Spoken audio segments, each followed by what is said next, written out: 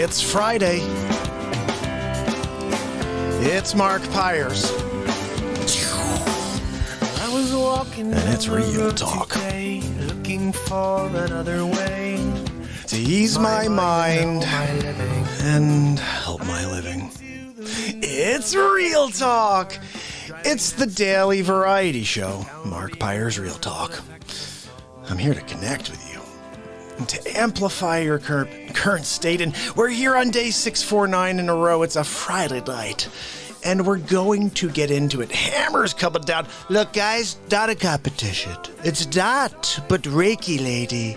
She's basically healing the world. Because she was the first one to come to the Real Talk program tonight. How are you, Colleen? Good to see you. Wolfie's in the house. Fisherman's in the house right from the top. Look, I'm going to head over to the YouTube page, head over to DLive, subscribe, ding the bell, my friends. I got to tell you, I got a piece of lint in my mouth. How about that? So it's been a really interesting day. I want to tell you about it.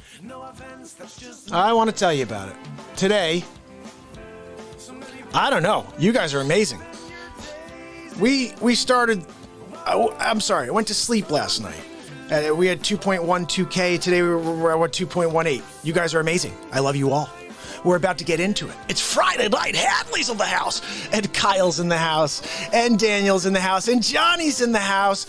And George Richaud. The show can start because George Richaud's in the house. Guys, I'm so excited to play you our clip of the day. And we already have 12 of us over here on YouTube. So as soon as we hit the lucky 13, we're going to pop that on. Time to burn. How are you, my friend? So good to see you. And Sharon's here. Oh, my goodness, guys. I'm so excited. We're going to play some music very, very soon. But I do have a clip. I have a call from Donald Trump coming. And, you know, we should get into that in a second. So how's everybody doing? This is day 649 in a row. Tomorrow. SNL? This is, I always told you, like, the days wind up being pretty crazy. Like, day 650 it's a Saturday Night Live. For some reason, I'm dropping a lot of frames. I don't know why. Let's hope that stops. But right now, I'm dropping a lot of frames.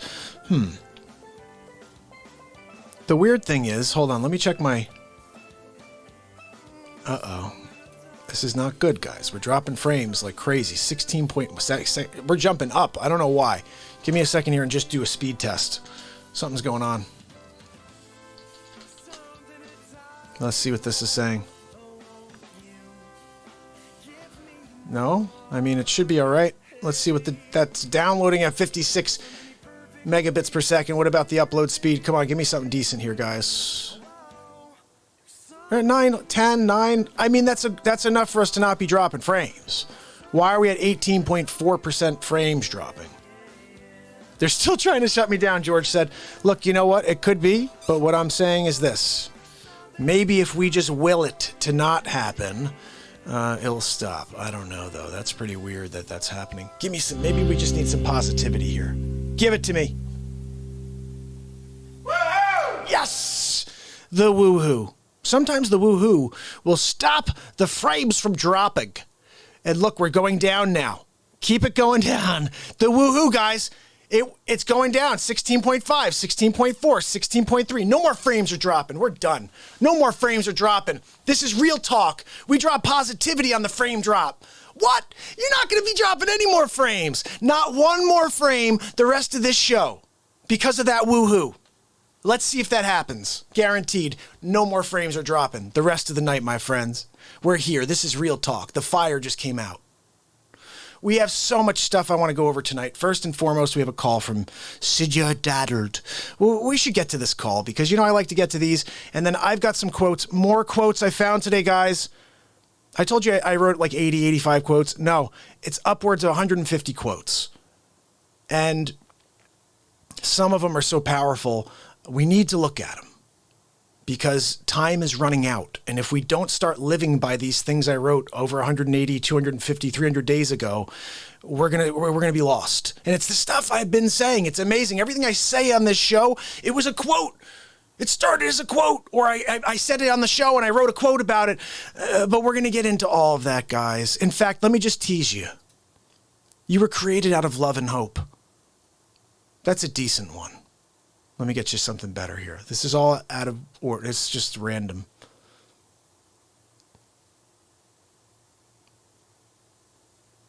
It's rather long. It shouldn't be that long. Why are you doing that? You're supposed to loop it. Okay, let's try that. The world needs your light to shine brighter than the sun. Think about that. Never underestimate. This one's like a Tiger Woods thing. He just won. Anyway, Bernhard, how are you, my friend? Siggles of the house. One more. Where you see yourself in 1 year is the awareness. Visualize a positive you, then become it. We have my lucky number 13 on, so we're going to go to Donald Trump. But look at this right here. These are out of order, but just read a couple of these real quick. Your power only develops when you begin releasing your light into the world. No matter what you face today, tomorrow you start with a blank slate. I want to just go through a few. These are so good. Don't hide your emotions from a judgmental world.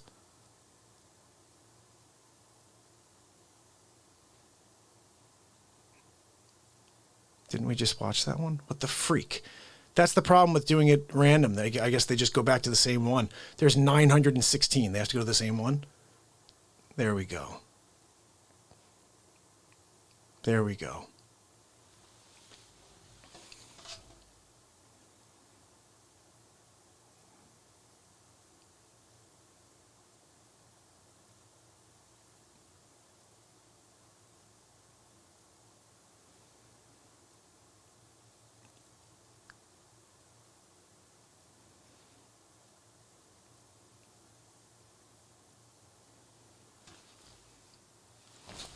Once a day, keep the negativity away.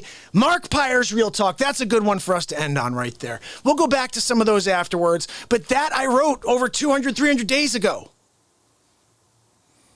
Let's do it. Donald. Donald, are you there? Mark, how are you? I'm good. How you doing? Yep, I'm still here at the White House. They have me kind of grounded right now, really. Did you see today? Did you see the latest? Nancy Pelosi. Yeah, she introduced articles that were basically going to try to remove me for mental incapacity. I mean, it's almost like laughable. It's if they laughable. didn't do everything else to try to get Trump around, I'd be like not Jumping surprised. But it's kind of like, okay, what else could they try? We're talking about like 1 month before the election, and they're going to try to pull this shenanigans. Look, it's fake news, like everything Pelosi says. Absolutely. You guys know the clip, right? What she said about making up the falsehoods so you could then create the narrative because you report the news. You fake news, National Enquirer, mainstream media, really. Yeah. Look, no, I'll you're show right. you real quick. Take a look. You demonize, and then we call it the wrap-up smear. If you want to talk politics, you call it the wrap-up smear. You smear somebody with falsehoods and all the rest, and then you merchandise it. This was I'm unbelievable. sorry, Nancy. Can you say that one more time? What was that? This is You from smear Trump Show somebody 3. with falsehoods and all the rest, and then you merchandise it. And then you write it. Can you freaking believe this? I can't. And they'll say, see, it's reported in the press that this, and this. So they have that validation that the press reported the smear. Now I'm going to merchandise the press's report. Also, when she says merchandising it, who is she? Mel Brooks from Spaceballs? Right. Spaceballs the flamethrower. Absolutely. Yeah, okay, Pelosi, whatever. Here, now I'm going to merchandise the press's report on the smear that we made. It's a tactic. It's crazy, right? It's crazy. I mean, Donald. who would believe that Nancy Pelosi would do such a thing to take down the government? But bottom line is she's Pelosi. Yeah, everything she touches, Mark, you know, right? Well, I feel a little bad. Like, Look, Mark, don't make any excuses for her, okay? She's Pelosi. She ripped the script up right from behind me after I delivered the greatest speech since Martin Luther King's I Had a Dream speech. And she rips it up? I mean, really? Look, all I can say is Pelosi is going to kill a lot of people, Mark. So let's see if we can get the stimulus passed. And good luck trying to get Trumper out. I mean, really? He's so crazy. Better luck next time, Peloison. Yeah, Well, right. look, Mark, I've got to get going now. I got it. Melania is waiting for me. We're going to get dinner. That's right. We're going to a restaurant that okays COVID. They're like, look, if you have it, you can come. There's a place that will let you go if you have COVID? Of course. Look, they may be shutting it down specifically for me and Melania. I'm not really sure. But they said, look, we know you have COVID and you can come. All right, Look, Donald. anyway, Mark, I've got to get going now. I'll see you tomorrow. I'll At see you the tomorrow. Next Real Talk. All right, Donald. So that's today's call from Donald. Every day I get one. You guys want to see yesterday's real quick? This was yesterday's call. Every day we get a call from him. Or it's Cuomo. We're going to get a call from somebody, okay? This is yesterday when they said they didn't want to do a virtual debate. Or Donald said he didn't want to. Donald, are you there? Hi, Mark. Hey, how are you? Good. I just had you on a Good, second ago. good. But today's Yeah, call I'm is just kinda here weird. outside at the White House getting some fresh air. Oh, You know, good. my coronavirus is completely gone. Totally? Isn't it a miracle? Really? They don't realize I'm the son of Jor-El. What? Seriously, when you're Superman, you can really do anything you want. You're But not Superman. I think Sleeps Over Joe is just afraid of facing me for round 2. He needs his gimmicks. Last time he had a teleprompter contact lens system, and then what does he want to do this time? He's just going to have somebody sitting next to him. They're going to put him on mute, and they're going to say, Joe, say this. Totally. And he's going to be like, look, my Aunt Judy told me to say It's something. Aunt Judy, I know. Look, I'm just kind of sick of it, Mark. What do you think I should do? Yeah, I would fight back, Donald. I think that's what I I would do. agree. I should probably fight back, right? I mean, Totally. It's unacceptable. There's Totally. no way that I would virtually debate the sleeps over. I mean, who's going to tell if they don't just put a screenshot of him because he took a nap? He's a napper. You won't be able to tell. I know. Look, I don't know, Mark. I appreciate your advice, though. Always. Look, always. get back to your show. Okay, I'll let yeah. you know how it turns out tomorrow. Sounds good. Okay? Sounds good, buddy. Have a good night. Have a good Bye, night, Real Trumper. Talk family. Say bye, guys. Donald J. Trump. Trumper. Winning big league. He's winning big league. You're winning big league, buddy. So basically, that's the Trumper.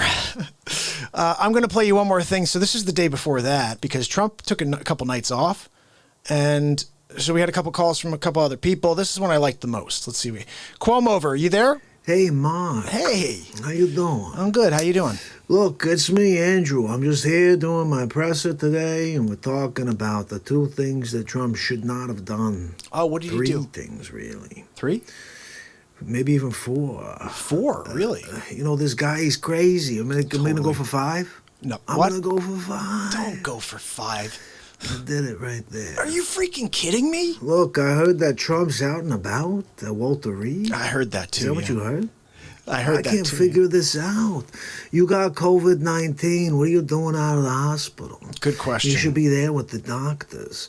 And aren't you also spreading COVID-19? Probably. I mean, to like Secret Service agents, at least? I mean, Yeah, I would don't think, know. yeah. Just trying to figure it out, Mark. But look, I don't think it's going to just go away magically like Trump You don't- thinks. you don't I think so? He's going to have some hard times just like Chris did.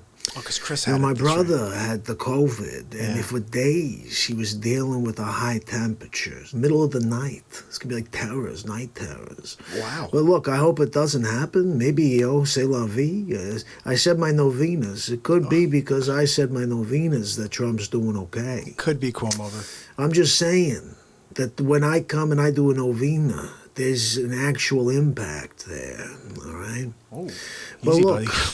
I would just not be driving around in a Suburban waving at people if I had COVID-19. Oh, totally. Me neither. I mean, Biden's probably in his basement, so I guess, He's napping. you know, he's looking good if you think about it. You know, he's got COVID-19, and he's like out and about doing pressers. He's doing pressers. And Sleeps Over Joe is like nowhere to be found. He's So, napping. in a Cuomo. way, for He's napping. optics, you know, Trump looks really good right now. I'd agree. I think Joey Futon's got to come out of his basement if he wants to have a shot at this. He's napping on the futon. Because the way it looks to the world right now is this president's going to come out stronger than ever. all right? And Sleepy's just napping it out. He's just Look, I napping gotta it out. go, Mark, but I'll see you on the next Real Talk. Comb all right? over. We love I'll you. see you tomorrow. Well, we really hate you, but take care. Guys, so that's just a couple of calls I get on the show. Every single day I get a call. I make them up right before the show. So the one I did for you today, I literally did right before the show. And every time I do a Trump show for you guys, it's right before the show. And the debate happened. I'm not sure if you guys saw the debate. I'm going to show you the first debate from the eyes of the MARKPIRES Real Talk show. And the bottom line is, it was kind of silly stupid, right? So let's get to it. Here we go. It's Hammerlin Jameson live from the studio, but let's head to Donald Trump's show for the first presidential debate. Ladies and gentlemen, Donald J. Trump. Thank you for joining me on the 27th episode of the Donald Trump Show. That's right, it's the official Real Talk presidential debate between me and Sleeps Over Joe Biden. Yeah, you guys are looking forward to it, I know. You can't wait to see the Trumper demolish him. I can't either, but you're going to be surprised. Yeah, all of you, you think it's going to be easy, right? It's not so easy. Watch, I'm going to show you especially, because I know you had his special goggles that he was wearing.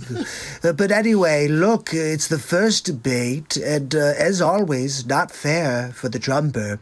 But let's get into it. Here we go. Good evening, and welcome to the 2020 presidential debates. I'm Chris Wallace, and I'm with Fox News. Tonight I'll be the moderator, and we will be asking President Donald J. Trump and Joe Biden, former vice president, a select set of questions, and you, the people, will get to make the judgment on who is equipped to be the president of the United States. Neither have gotten the questions, except for Joe Biden. There are no listening devices, and Joe Biden does not have a pair of contact lenses that are acting like teleprompters. Ladies and gentlemen, without further ado, Donald J. Trump and Joe Biden.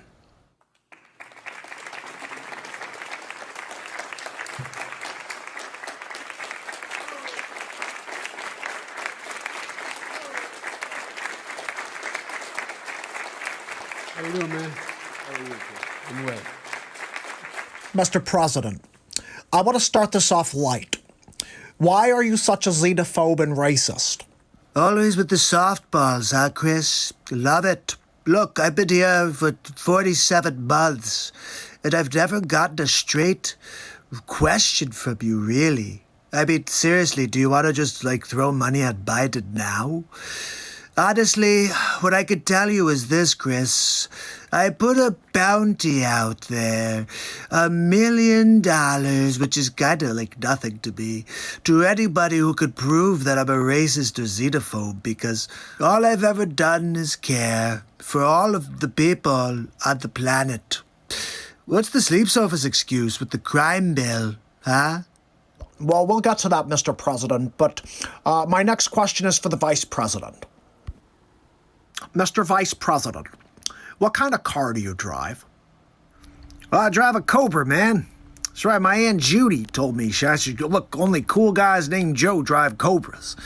So look, I get the sunroof down, I put down the top, and I keep going. Sometimes Joe and I go for a long ride in the woods together. Did he just And say, Joe? look, He's going to the woods? my Aunt I mean, Judy what said kind of that it's all dramatic about the question car is you this? drive. You ask me a question, What? and you Can ask you- him that question? I can't believe it. I'm trying to. I got 2 minutes, I thought. I'm not allowed to speak. Hey, why don't you shut up there, you clown? Unbelievable. You're a clown. Everything I'm trying to do, he's stepping all over it. You gotta Mr. be President, freaking kidding me. Mr. President, your team agreed to 2 uninterrupted minutes, and you can't seem to follow the rules. Mr. President, how did you bumble the coronavirus so royally? You've got to be freaking kidding me. The questions I'm getting. You ask him what kind of car he's driving? Yeah, my Aunt I've Judy been trying told me to. about that car. I've been driving it since Are you I was kidding me? 17 This years guy's old. trying to make Sitting on noise the in my side ear of the now. road. What? Huh, Timmer? No problems from my perspective. You're like putting it up on the tee for him, and he's knocking it out of the park. And then you're asking me oh, could you tell us about Tenochtitlan? Look, I can't tell you about Tenochtitlan, okay? I probably could. I have total recall. Not like the Arnold Schwarzenegger movie, you know. I don't really like Arnold. He's not really much of a Terminator, really. They say I have a problem with my mind. Look what he's talking about now. I'll tell you what, Sleeps Over Joe. Terminator was a great movie, but I'm going to terminate you. That's right. I'm going to take you down in the square. I'm going to invite President She-Hole to watch me dismember you, really. And look, when he goes back to Tiananmen Square to share the news with all of his people, they'll say Donald J. Trump is amazing. I mean, nobody's ever seen anything like this before. There's never been anybody like me, really. Well, President Trump, just to follow up on that, why did you not denounce the white supremacists? And why are we continued to see racism in the streets? See, this is the crap I'm talking about. They gang up on me. I mean, Chris Wallace is like working for the Biden campaign. Look, there's very few white supremacists out there, but like I said, stand down, people. At least stand by for a little while, because we need to stop the Antifa scum. But of course, look at the Sleeps over there. He's trying to blame me for Antifa. Let's just be very clear. If these people were my people, the press never would have said that they were peaceful protests. They would have been like, oh, Trump bad. Look, rioting in the streets, they're killing and murdering and all kinds of bad things. But no, it was like, oh, look, they're making flower pots and look, they're kissing each other. And with coronavirus, too, no masks, no spread there. It was all Trump rallies, really, but not the spread from the rioting from Joe Biden's campaign. And look, did you see gaslighting an American election? I mean, it's all right there, people. So why don't you condemn the Antifa and the white supremacy stuff? Mr. Vice President, you've been a successful senator for 47 years and a vice president for 8 years, and a great vice president at that. What would you do to continue that legacy as president? Look, you got that one right. My Aunt Judy told me that we should try to put our heads down and do what Rap Rock did. Did he just call Barack? She said, look, if they don't vote for me, then they ain't black. So we're trying to get that out into the communities. We'll gloss right over that one. So no retort? No retort from you. He says, if you don't vote for me, you ain't black, and you're not even going to respond, Chris Wallace? Well, I'm not really sure what the problem is with that statement, Mr. President. Look, you guys could clearly see that they have it for Trump. And we didn't even get it to talk about all of the good things that we've done for the country. Because Chris Wallace decided to become Joe Biden's #1 fan, really. Anyway, I've got to go, but I'll see you on the next Donald Trump show. Have a good night. So guys, there is a second part to that, which we will play in a few seconds, but I'd like to play you a song first. Let's see what we can do for you.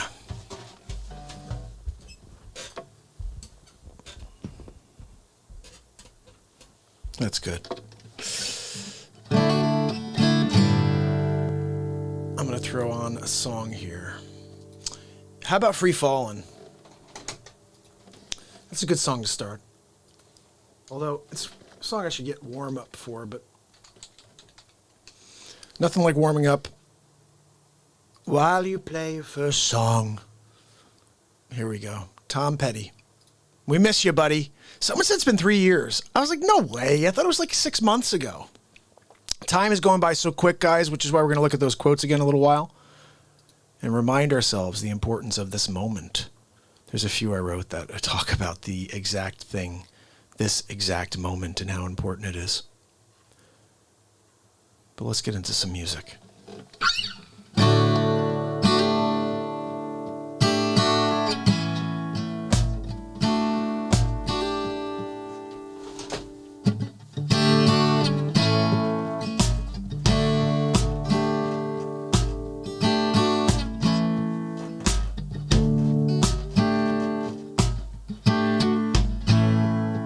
She's a good girl, loves her mama, loves Jesus, and America too.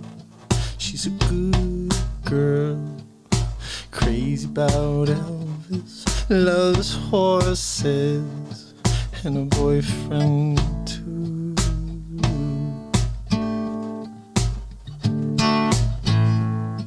It's a long day living in the cedar, and there's a freeway running through the yard, and I'm a bad boy, 'cause I don't even miss her. I'm a bad boy for breaking her heart. Well, I'm free. I'm free falling. Well, I'm free. I'm free falling. And other vampires walking through the valley, walking west down Ventura Boulevard. All the bad boys standing in the shadows, all the good girls home with broken hearts. Well, I'm free. I'm free falling. Well, I'm free. Free falling. Light down over my hall, and gonna write her name in the sky.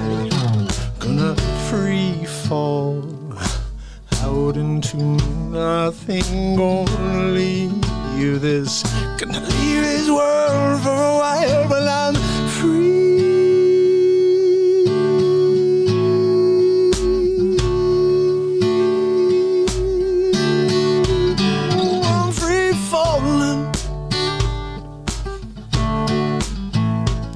Well, I'm free, free falling.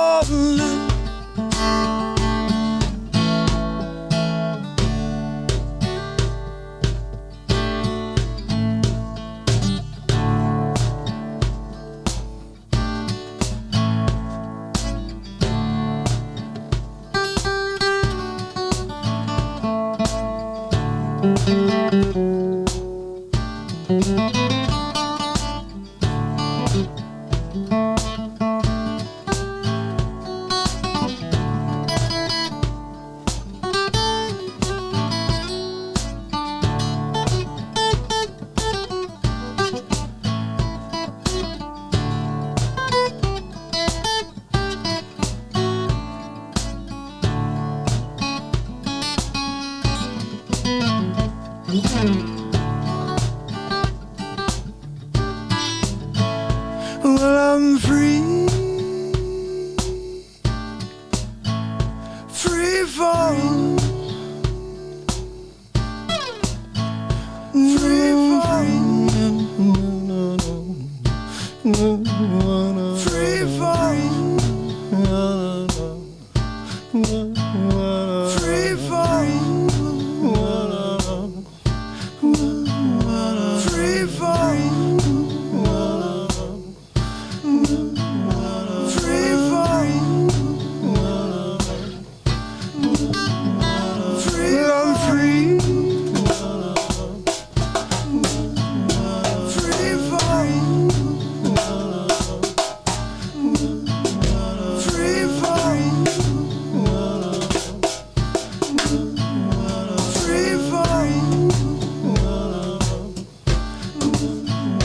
free falling.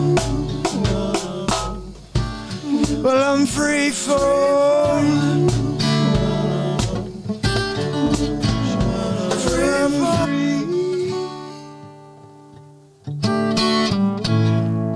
Free falling. Well, I'm free.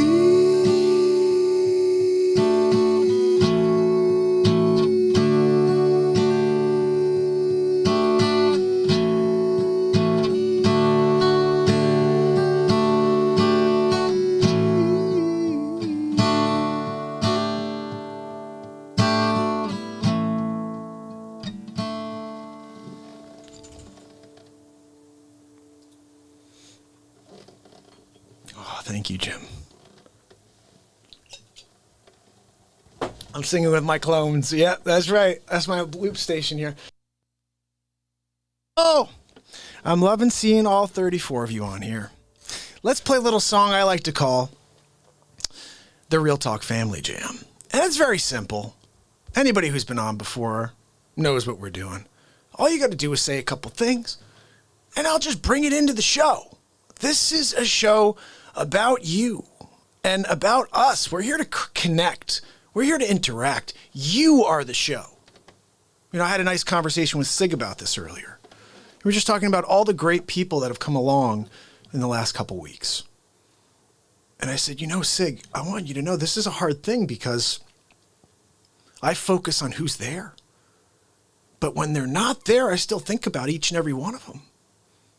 And when I get a message from someone who says, oh, I couldn't make the show, it means a lot because I thought about you. And so at the end of the day, although not everybody can show up every day, the ones that do, I not only recognize you become part of the show, these become podcasts, so you will be a part of history somewhere. When someone takes all this content one day and drops them all as podcasts, we right now have 649 days in a row when this finishes. And we're just here to get into it, you know? So I want you to understand that this is about us interacting. And let's do it. George Richaud said, brother, it feels like you have your hand around my heart. Had to put the phone in pocket, literally welding on my get the out of California. You're funny.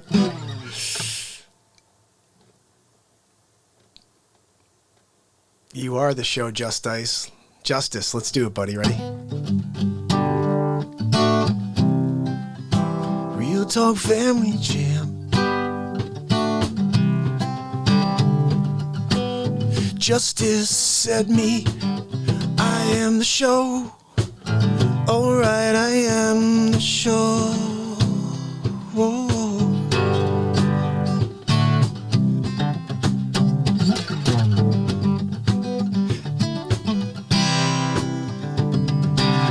George Richaud, can't wait to get out of California.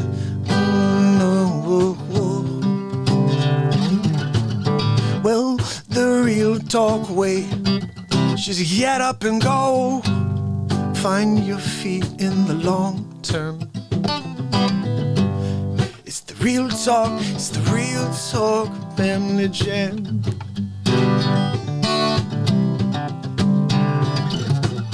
Wolflight says, sowing the seeds of good intention. It's the tree of life. Is my guitar?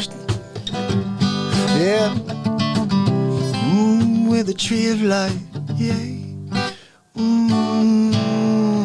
It's the Real Talk Family Jam. Whoa, whoa, whoa. Rosanna. I said, hey, Rosanna. And Mike Mitchum. I know you just go by that username. Teresa, right? Real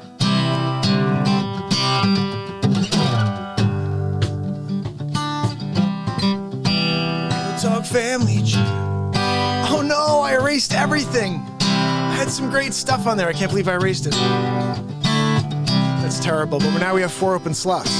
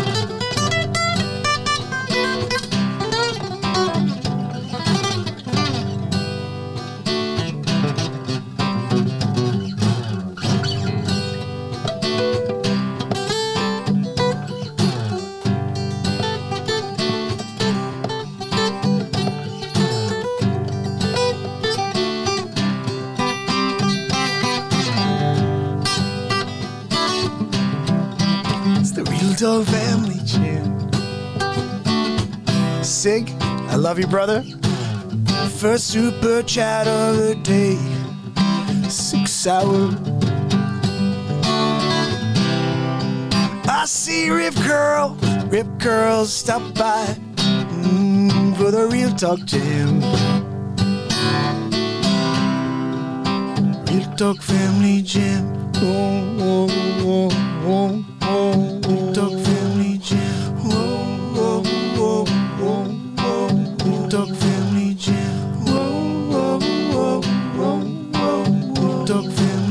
Real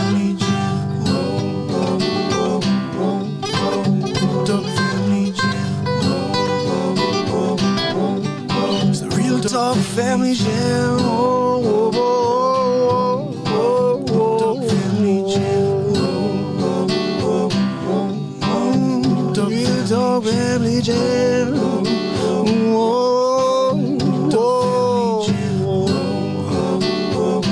Gonna get down, gonna get up, gonna get down. Gonna feel up, gonna get down, gonna level up. Real Talk Family Jam. Talk Family Jam. Talk Family Jam. Talk Family Jam. It's the Real Talk Family Jam. Talk Family Jam. Diamond Mine, Heart of Gold, Sacred Union. They can only imagine what the older folks think about this technology. They've seen it all literally. Hey man, is my brother Mark Wage's world? I love you, my brother. Blick pretty good, rough, but all is good. Kim Skywalker was dancing round and round and round. 6 hour Godfather 2 in the Real Talk Family Jam. Ooh. Let's get some light to wages. Let's send some love to wages. Let's have some light to wages. Whoa. Let's give our love to wages. Ooh.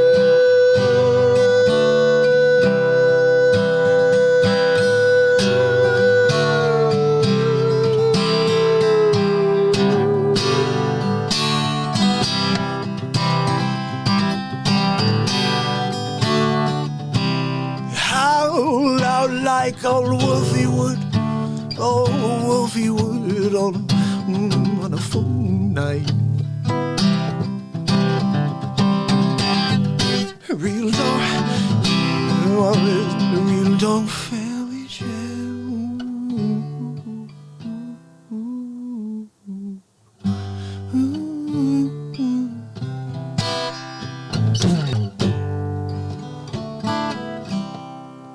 The Real Talk Family Jam.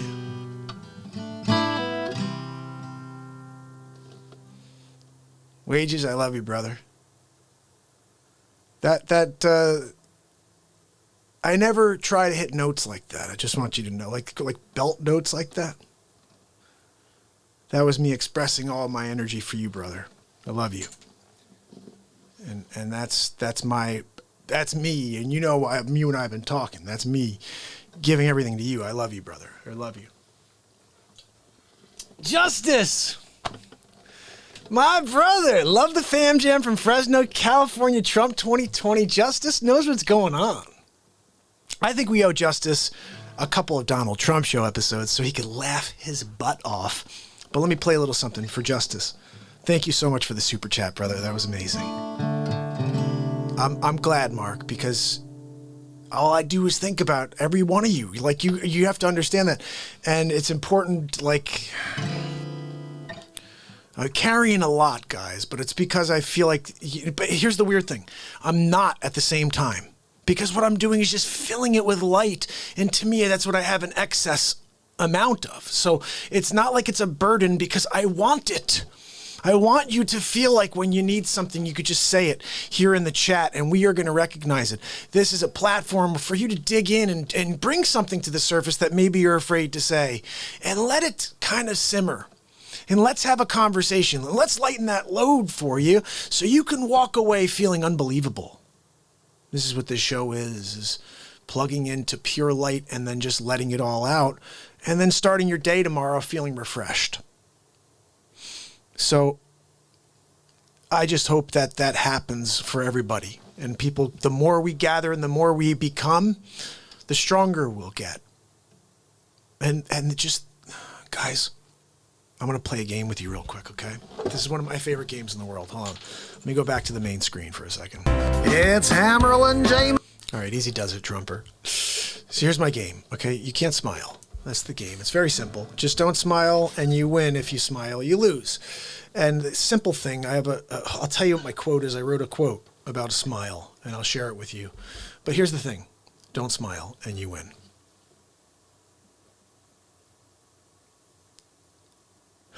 I told you not to smile. I told you not to smile, but you most likely did, unless you're a psychopath. Because a smile has an energetic value that costs 0 to the currency holder. My smiles cost me 0 to give. So if they have an energetic reaction where someone can actually change their day based on my smile or her smile or his smile, why would we not dig deep and bring them to the surface and share them? So my motto, this is the first time you're here, that my motto is to effect a positive change one person at a time. I hope it's you today. And I pray that you will do the same. When I say that word, I want you to understand one thing. This is not a religious show. This is a spiritual show. I don't care what your religion is. I don't care if you're Buddhist, if you're Jewish, if you're Muslim, if you're Catholic, if you're Christian. I love you all. And I think that's what everybody who's been following something for 2,000 plus years has missed. Whoever is the real person, whoever really wanted things to come together, was expecting everybody to become, not just one sect, not just one religion. So this is where man went wrong, taking control. So we're getting back to what really was meant to be, what the universe really wants. The universe wants something, okay? And we're going to give it to them. We're going to give it to the universe. It's not one thing. It's everything. The universe is all of us. And if we don't just start coming together, it's over. So this is what we do here, guys. I love you. I will be here every day that this heart is beating, to do 3 to 6 hours. It's no longer 2 to 6. I'm doing 3 to 6 every single day now. We did 5 hours and 10 minutes yesterday. We're only on for 43 minutes right now. So I just want you to know something, Justice. You're on the West Coast right now, so that means it's 8:17. Go make some popcorn. We're going to be here a while. Woo! I'm going to just see what comes up. Don't hide your emotions from a judgmental world. This is what I do every day of my life. Just remember, you have another gear. These are original quotes I came up with over a year ago. Nothing's going to stop me but me. How many times have I said that to you? Nothing can stop you. Just you.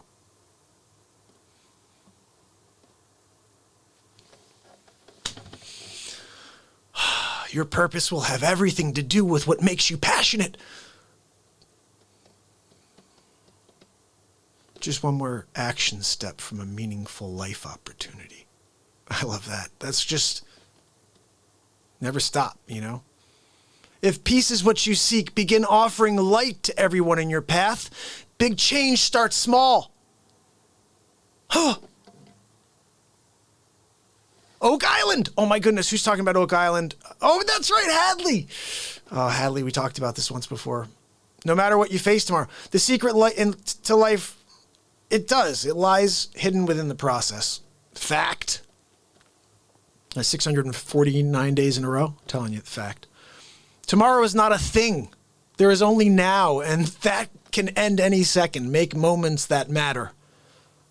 Make moments that matter.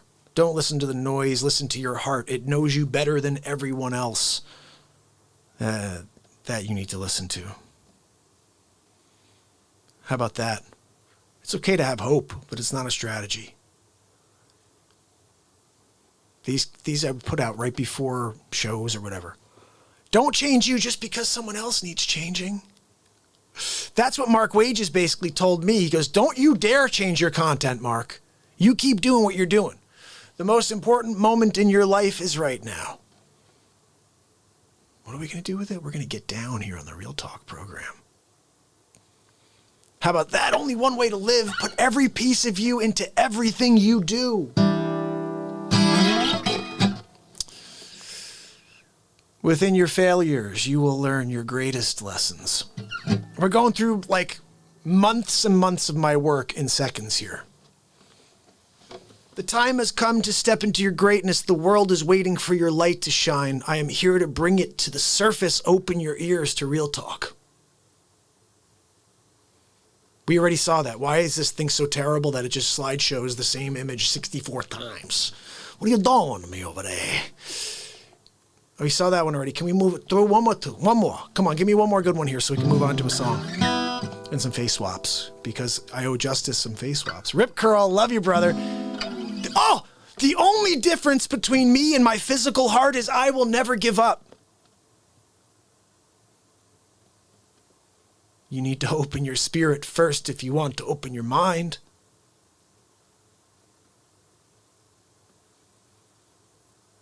Oh, this is one of my songs from What a Day. I played it for you yesterday. The grounds will shake when you find your place in life. What makes you special is your uniqueness. Never before, never again will there be another you.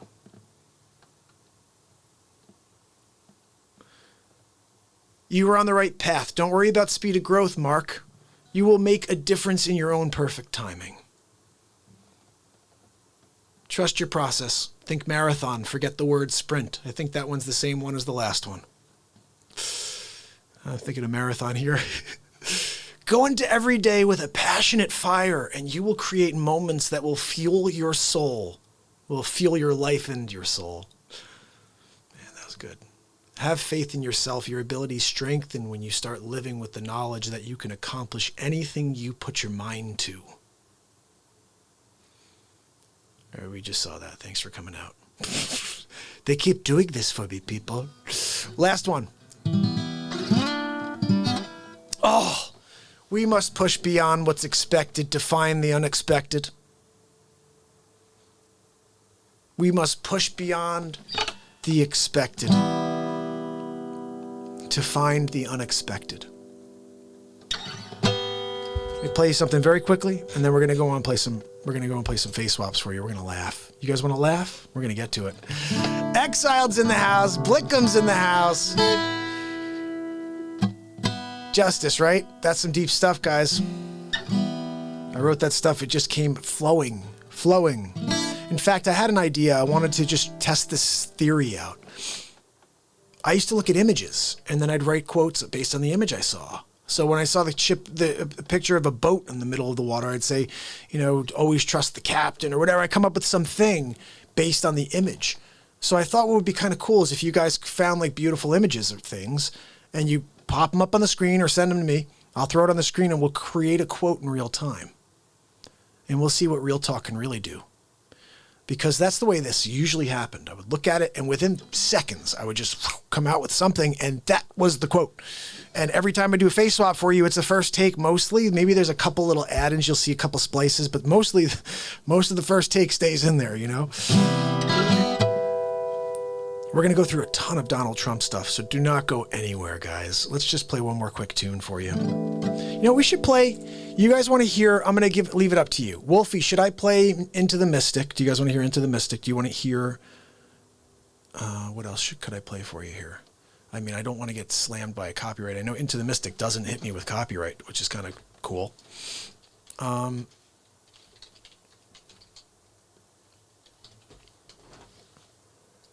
Let's see.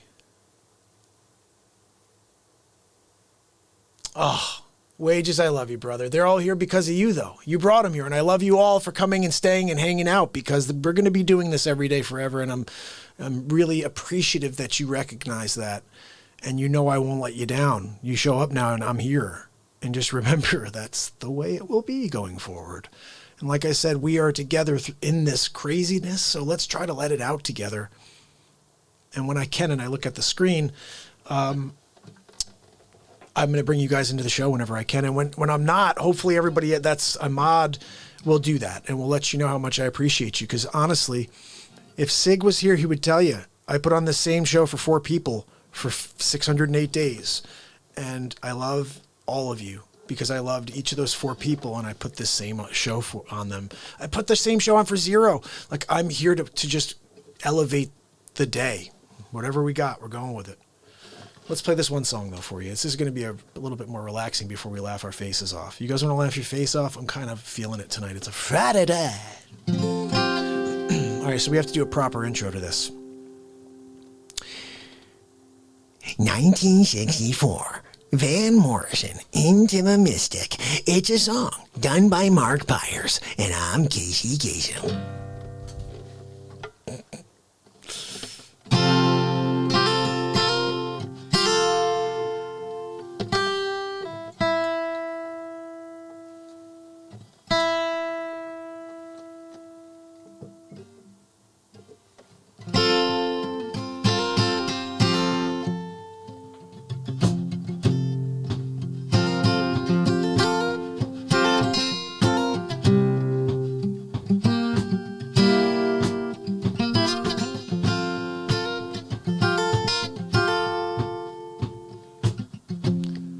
We're born for the wind, so younger than the sun.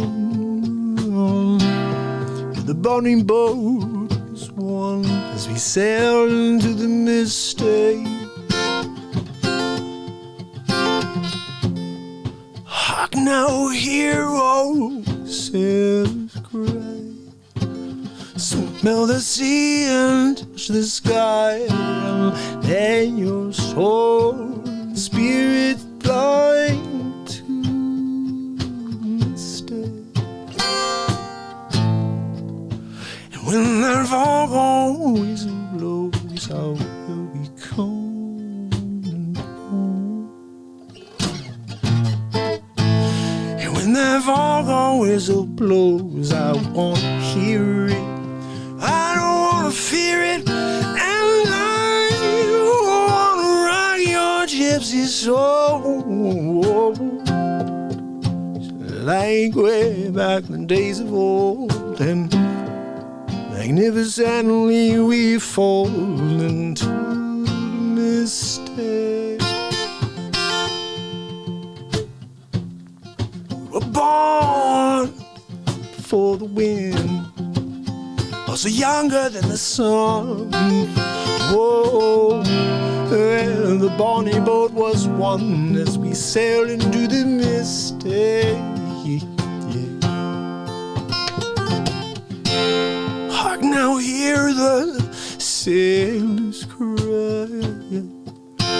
Smell the seas and touch the sky, and let your soul and let your spirit fly into the mistake.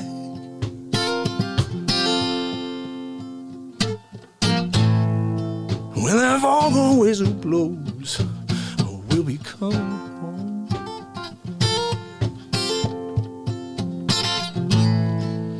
And when that fog always blows, I gotta hear it. I don't wanna fear it, and I wanna rock your gypsy soul. Whoa, whoa. Just like the days of old. Magnificently we fall to mistake.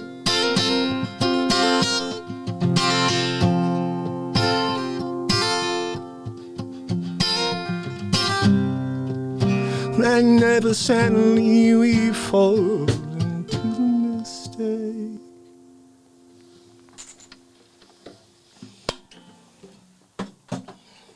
Love you guys. Let's play something. Let's laugh now. Let's laugh now. I hope you guys enjoyed that. Thank you, Calico. I'm so glad to see you. I'm so glad to see you all. Sparky's in the house. I'm sorry I missed you. Slide down over there, my brother. Everybody, if I missed you, just so you know, I see you, even though I didn't. Body's in the house. Hey, what's going on, Leela? Leela? It's not Layla, it's Leela, guys, but we could do a song called Leela, and we could sing it like Leela.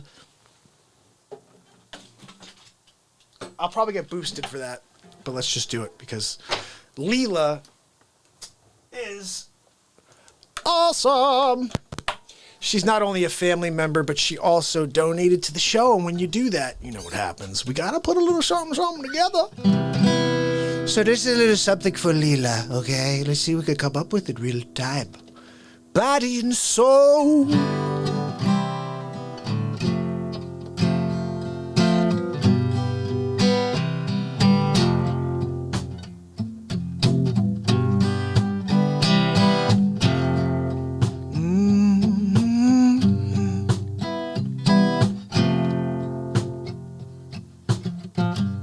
Friday night. The real talk show. Leela stopped by to say hello. We're playing songs like we do every night. I just wanna say thank you, Leela. Thank you to you.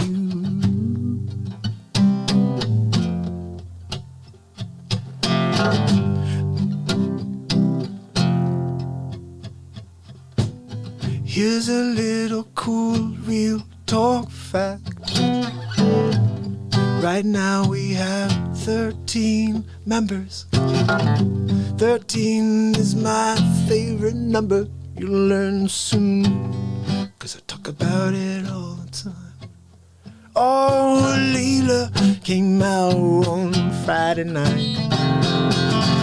She came to sing a song and get down with us. Yeah, feel it with your body and soul. Feel it with your mind and with your heart.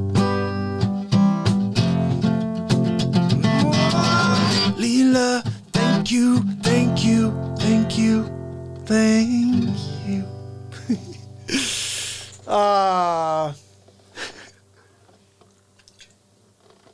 Kim is in the house. Kim is also another proud Real Talk family member. So you guys are all family members, but there's a membership thing. And it's so cool when all of a sudden I say, okay, I have a new member, somebody who wants to support the program and loves what we're doing here. You know what's exciting is this show just never stops. And I keep coming up with crazy stuff. And just as an example, Justice, I owe Justice a little something as well because he donated as well, and I love it. Thank you. Thank you very much. So this is for you, Justice. And I just wanted you to understand that Joe Biden is a sleep sofa. And basically, this is when we took his life apart. Bottom line, we took his life apart with this episode. It's episode 7 of the Donald Trump show, where he basically calls Barack Obama a rap rock. Yeah, that's about to happen. Yeah, here we go. Rapper.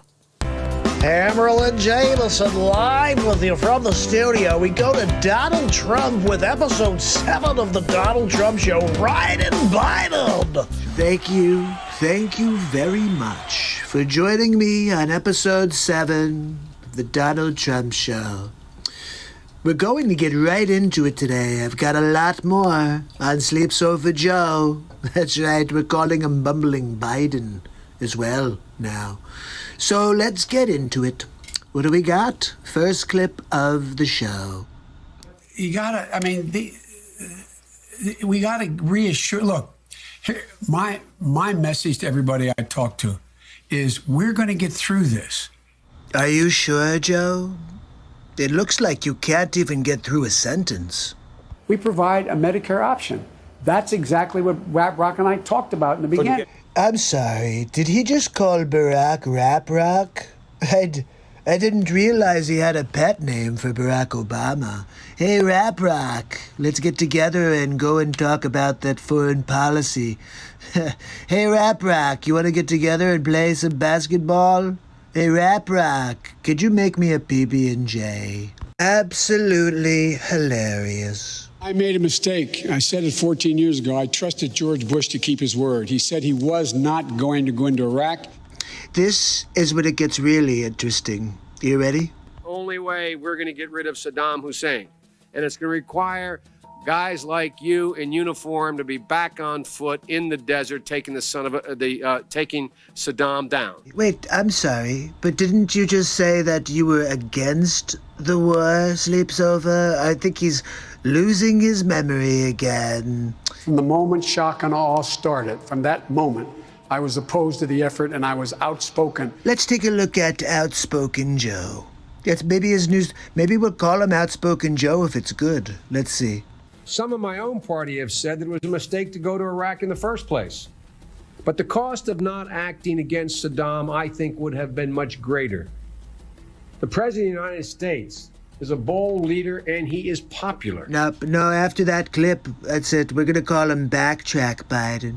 That's right. He backtracks. He said that he didn't support the war, that he's talking about George Bush like they're best friends. I'm not sure what's true with Sleeps Over Joe. When I marched in the civil rights movement, I marched with tens of thousands of others to change attitudes. And we changed attitudes. When I was about the age of the guy standing over there, I got involved in the civil rights movement. And now, the truth. I was not an activist. I was not out marching. I was not down in Selma.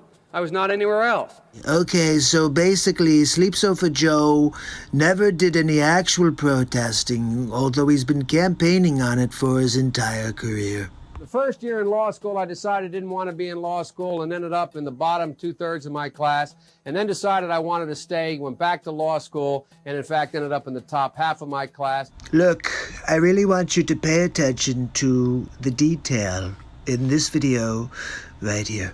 I think I probably have a much higher IQ than you do, I suspect. I'm pretty sure that your IQ is a moving number, Sleeps Over.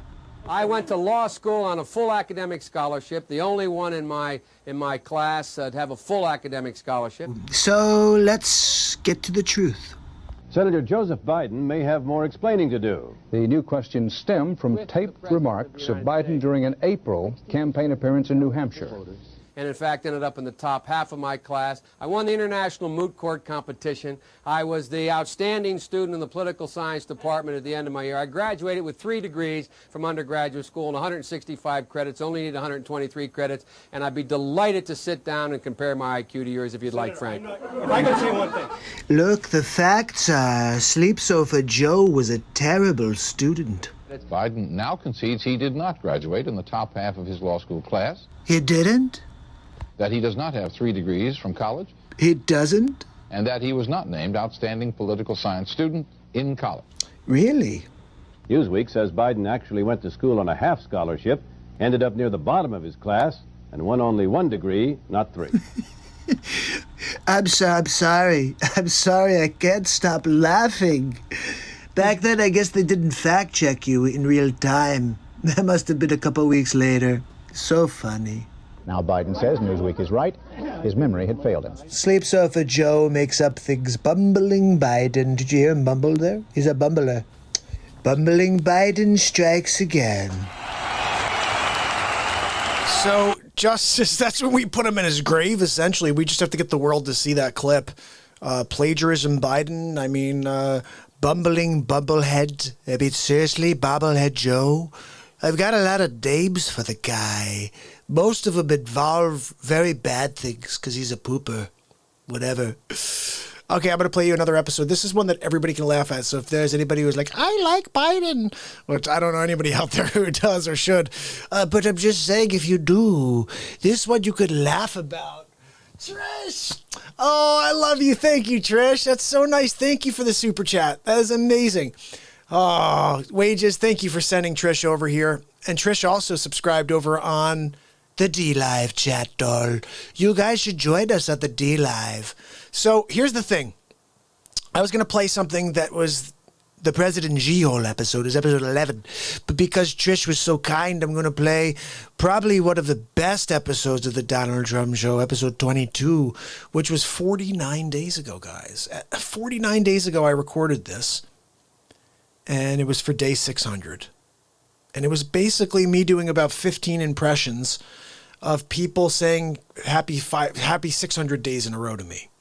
And Donald Trump was commentating like he does the Trump Show. And I think it was just crazy. It's kind of, what makes it great is that it's not political, this one. This one's just funny. Everybody should be able to laugh at this one. Here we go. It's Hammerlin Jameson with episode 22 of the Donald Trump Show.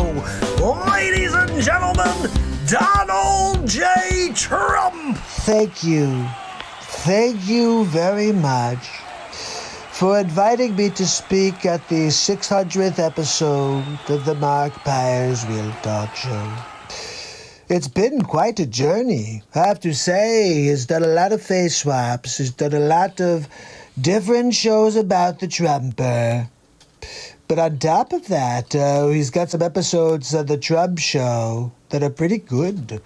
Making fun of Pelosi, Sleeps Over Joe. You know, we're calling him Joey Futon now as well. He's a futon. You can get futons or sleep sofas when you stop by Sleeps Over Joe's warehouse. Comes in 7 fabrics and sizes. The Senator, it's a lumpy mess. Just like the sleep sofa, really. Look, I've got a few people that want to say happy 600th day to Mark, so let's get into it and see who we got. Number 2. It's been 600 days, and he's still alive. No matter what we try, Dr. Evil, he keeps broadcasting. But Dr. Evil, he did not follow our projections. Silence. Enough of this insolence. Everybody gather around. Look, I've got a plan. If we can just... Wait, no, hold on. Where are you taking me? Wait, let me go back because I'm trying to share my plan with them. Okay, let's send in the murder hornets. Are you kidding me? Dr. Evil called? Look, I'm kind of pissed at Dr. Evil right now. Pocket dialed me last time, and I think he's working with Fauci and Bill Gates. That's right, Evil Gates. Anyway, that's another story. What else we got? Yeah, I got one for you. It's MARKPIRES 600th day in a row. And I called Artie to see if he wants to say anything. Hey, Artie. Yeah, I'll say hi. 600 days. That's freaking crazy. Congratulations. You know, I don't know about you, but I miss that tag team duo. Seriously, Norm Macdonald and Artie Lang? That's a match made in heaven. I'm wondering if God had that plan. Look, if we put these two together, they're going to make magic happen. Anyway, what else we have? Hi, Mark. It's Mark Zuckerberg. Look, congratulations on 600 shows, but I'm going to continue to block your show because I don't like your content. Maybe if you didn't talk about Donald Trump, I wouldn't suppress your program, but I suck. So wait, let me get this straight. So you censor the Real Talk program, and then you're going to call and say congratulations? Oh, congratulations, Mark, for broadcasting and me blocking you every single time. You're doing great at getting it nowhere. Anyway, what else we got? My name is Chuck Schumer. I'm here to talk about Sleep Sofa Joe and MARKPIRES 600 days in a row. It's pretty impressive if it was not MARKPIRES. If it was a Joe Biden or a Democrat, I would really think it's great. I gotta tell you, I almost hate this guy as much as Pelosi. All right, who's next? I just wanted to wish MARKPIRES a happy 600 days. That's a lot of days in a row. And we've been working on the coronavirus vaccine for like 20 years now. So I know what he's going through. But it's quite an effort. And I'm hoping that he can get people to take our vaccine.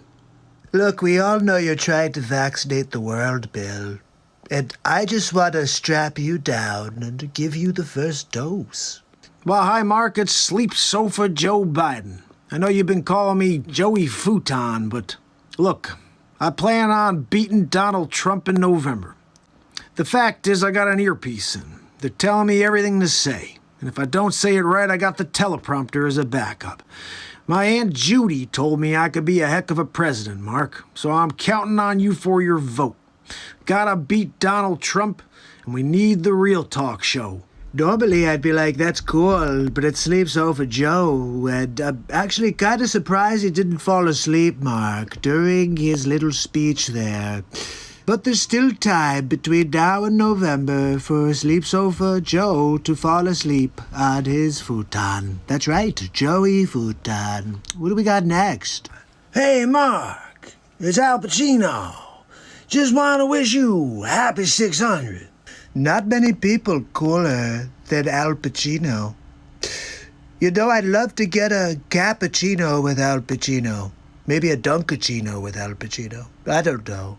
My name is Andrew Cuomo. I've been here doing this Real Talk program a few times now. It's 600 days. You know, I was on here last at 500 days. I said this guy's gonna go over. There's no way he's not doing under 1,000. Okay? But look, COVID's serious. If you need some PPE, you can send them to New York, and I'll put them in the nursing homes. Look, I gotta go, but happy 600, Mark. Freaking Cuomo, right? Unbelievable. How's your Cuomo doing? Andrew, I'm pretty sure Mark does not want to hear from Cuomo. But you have a really nice Cuomo, much better than mine. Guys, what's up? Gary V. Look, 600 days in a row, MARKPIRES, Real Talk. I can't believe it. This guy's on fire. He's going to go all the way to maybe 15,000 days. And look, I just got to tell you, nobody else has got that. Nobody else is doing it. So crushing it. 600 days, crushing it. I think this guy's going to go until the sun burns out. I mean, I've never seen anything like this. Those are some kind words for the Real Talk show from Gary V. Gary Vaynerchuk, I'm not sure. If you don't know Gary V, then you must not be on social media. He's a good guy. He's rising up. Anyway, 600 days in a row is a big deal, and Gary V believes it. What else we got? Anything else here? Mark, I just heard the news. 600 days in a row. I can't believe it. Last time we talked, it was 500 days, and you just go. You're like the Energizer Bunny. Oh, no. I did. I told you back then at 500, put your head down. Just go, man. No one can stop the bright light within. 600 is nothing. Look, Mark, go until the stars burn out. We actually found somebody cooler than Al Pacino. Christopher Walken's the man. Do you ever see him in Dead Zone? He touches things, and he can see the future. I wish Trump could do that for November. Find out who's going to win. Me or Sleep Sofa Joe. Look, remember, you can sleep on the sleep sofa all you want. You also may find some change in the cushions in the sleep sofa if you're looking around for some spare change. That's all Sleeps Over Joe has is kind of like loose memories. And also he takes naps on his Joey futon. That's right. I'll see you guys on the next Donald Trump show, but 600 days of Real Talk. Looking forward to hitting 700, 800, all the way to 1,000. And then we go and put our foot on the gas. That's right, people. We're just getting started. It's going to take time, people, but we're going to win big league. Have a good night. Going to win big league. Is Rippy still on here? Rip, are you on with us still? Because I just saw a message here from Glennis saying I should call into Marfugel. I just got a notification, too, that he just went live, so probably not best to call right away, right? I would assume he probably wants to talk for a few minutes. But anyway, we're going to do this face swap thing, and if you guys want to stay in the positive for now, I'm going to call Marfugel at some point tonight, and we're going to see if we could have a conversation and do a Donald Trump impression for him. Look, Marfugel, look, Adam, I just wanted to tell you it's the T-Man. just wanted to tell you, Pelosi is all over me. She's trying to get me out. To get like 26 days before the end of my friggin' presidency. And she's like, Lou, we're gonna get him out of the presidency. Are you kidding me? I mean, are you serious? So I had to call the Barfugel News because, you know, look, Trumper needs to get his point across somewhere. And all of the fake news, National Enquirer, left-wing, communist, CNN, you know, MSDNCs. You know what I mean, right, Adam? Oh, did he really say that? If you F around with us, if you do something bad to us, we're going to do things to you never done before. The president said that? Did he really say it? Oh, Teresa, thank you so much. We're here to smile. All of us are. So check this out. I want to make you guys laugh with something that I think is pretty silly. Episode 11 of the Donald Trump Show is my episode about President G-Hole. Look, the bottom line is people are all like, ooh, President G. He's a G-Hole, okay? And this is an episode that'll show you exactly why he's a G-Hole. Okay, here we go. Harold and Jameson live from the studio. Donald J. Trump joins us to talk about President G. Good afternoon, and thank you for joining me on the next episode of the Donald Trump Show. I believe this is episode 11. Unbelievable. I think this episode has to be about President G-Hole. Look, I got a problem with the G-Hole. He's out there delivering Fluhan all over the world. Everybody's blaming Trump. But the only person to blame is President G-Hole. But no matter what I say, they don't believe me. It's a weird world we're living in right now. It's either Trump or not Trump. Nobody's talking about the issues. What does Trump think about abortion? What does Biden think about? Well, let's be honest, Biden doesn't think about anything. But if he was to think about something, what would it be? Maybe, did I put underwear on this morning? Did I change my pants? Did I poop my pants? I don't know. These are maybe questions that Sleep Sofa Joe asks himself. But look, let's see if we have any clips for today. Do we have anything? Here we go. 世界卫生组织总干事先生 You guys couldn't get the subtitled version? I mean, what the hell? Where's my translator? God almighty. All right, I guess I'm going to have to respond and pretend I know what the hell he's talking about. Let's get back to it. 各位代表 Good day to you too, G-Hole. 首先 Yeah, Shawshank Redemption was a good movie, but what does that have to do with anything? 我认为 No, that's close. It's Dufresne. Andy Dufresne. I think he's trying to say the character's name from Shawshank. 在人类抗击新冠肺炎疫情的关键时刻 I'm not really sure who Kwame Shakur is. It may be Tupac's son. 突发事件 Oh, it is. Well, I have one question for you, G-Hole. Why didn't you tell me? Why didn't you tell the world what was going on? We could have done something about it. You know we call you a G-Hole, right? 举行这次市委大会 Look, you brought it upon yourself. I can't control your actions, G. We only come up with nicknames for people based on their actions, and you've been a G-Hole, I'm sorry. 具有 You should be, Gio. 十分重要的意义 All right, look, I can't do this anymore. I can't understand him. 人类正在经历第二次世界大战结束以来 I'm not sure I appreciate your tone. 全球 What did you say to me? 新冠肺炎疫情突如其来 Okay, look, I need a translator. I can't freaking do this without a translator. I just can't. I don't know what the hell he's talking about. He keeps saying things. It sounds like he's insulting the Trumper. 最严重的 See? That's exactly what he's doing. He just said it. Ziyunda. 公共卫生 He said invasion. They invaded us with coronavirus. 现在已经波及 I'll tell you what, G-Hole, if you ever speak to me like that again, I'm gonna Trump you right in the face. Anyway, look, that's about enough for today's episode of the Donald Trump Show. Remember, that President G is now President G-hole. Sleep Sofa Joe is probably taking a nap right now. And I'll see you tomorrow on the next Donald Trump Show. Have a good night.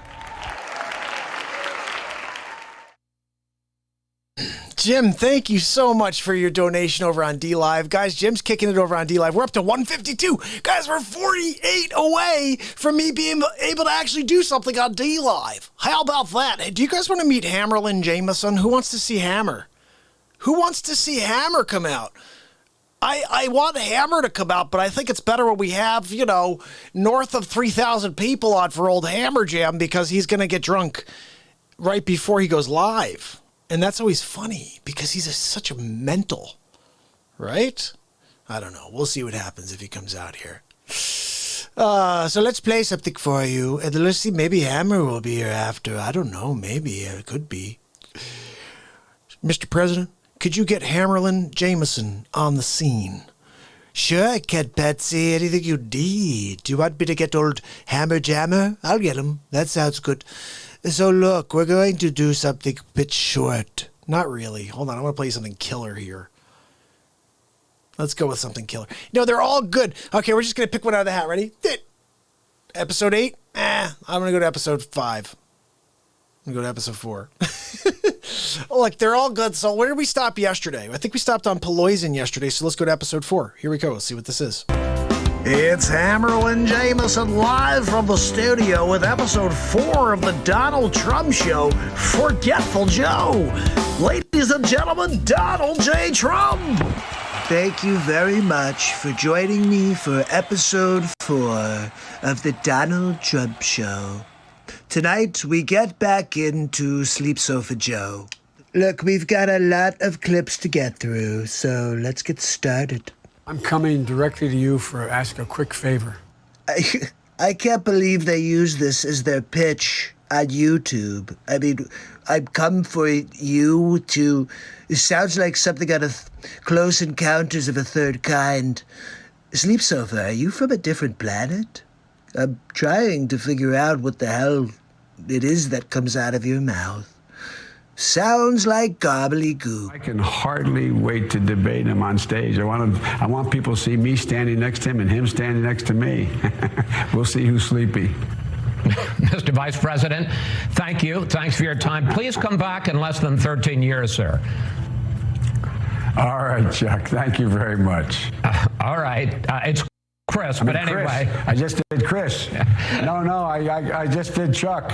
I tell you what, man, these are back to back. Anyway. Sleepy, hello? It's not Chuck, okay? But you have a problem with back-to-back meetings? How do you think you're going to do back-to-back-to-back-to-back-to-back when you're president? Look, he's going to have to take a poop-a-doop in between, remember? Why doesn't he just act like a president? That's a stupid way to say it. Donald Trump was asked on... Sorry. Go ahead. No, probably best I don't. I feel kind of bad for Sleep Sofa. I mean, he looks like he's going to cry. He's like an old puppy dog whining for a bowl of milk. Look, Sleep Sofa, I'm sorry. You have to act confidently if you're going to be president of the United States. I tell you what, I'm so darn proud. And those poor people who have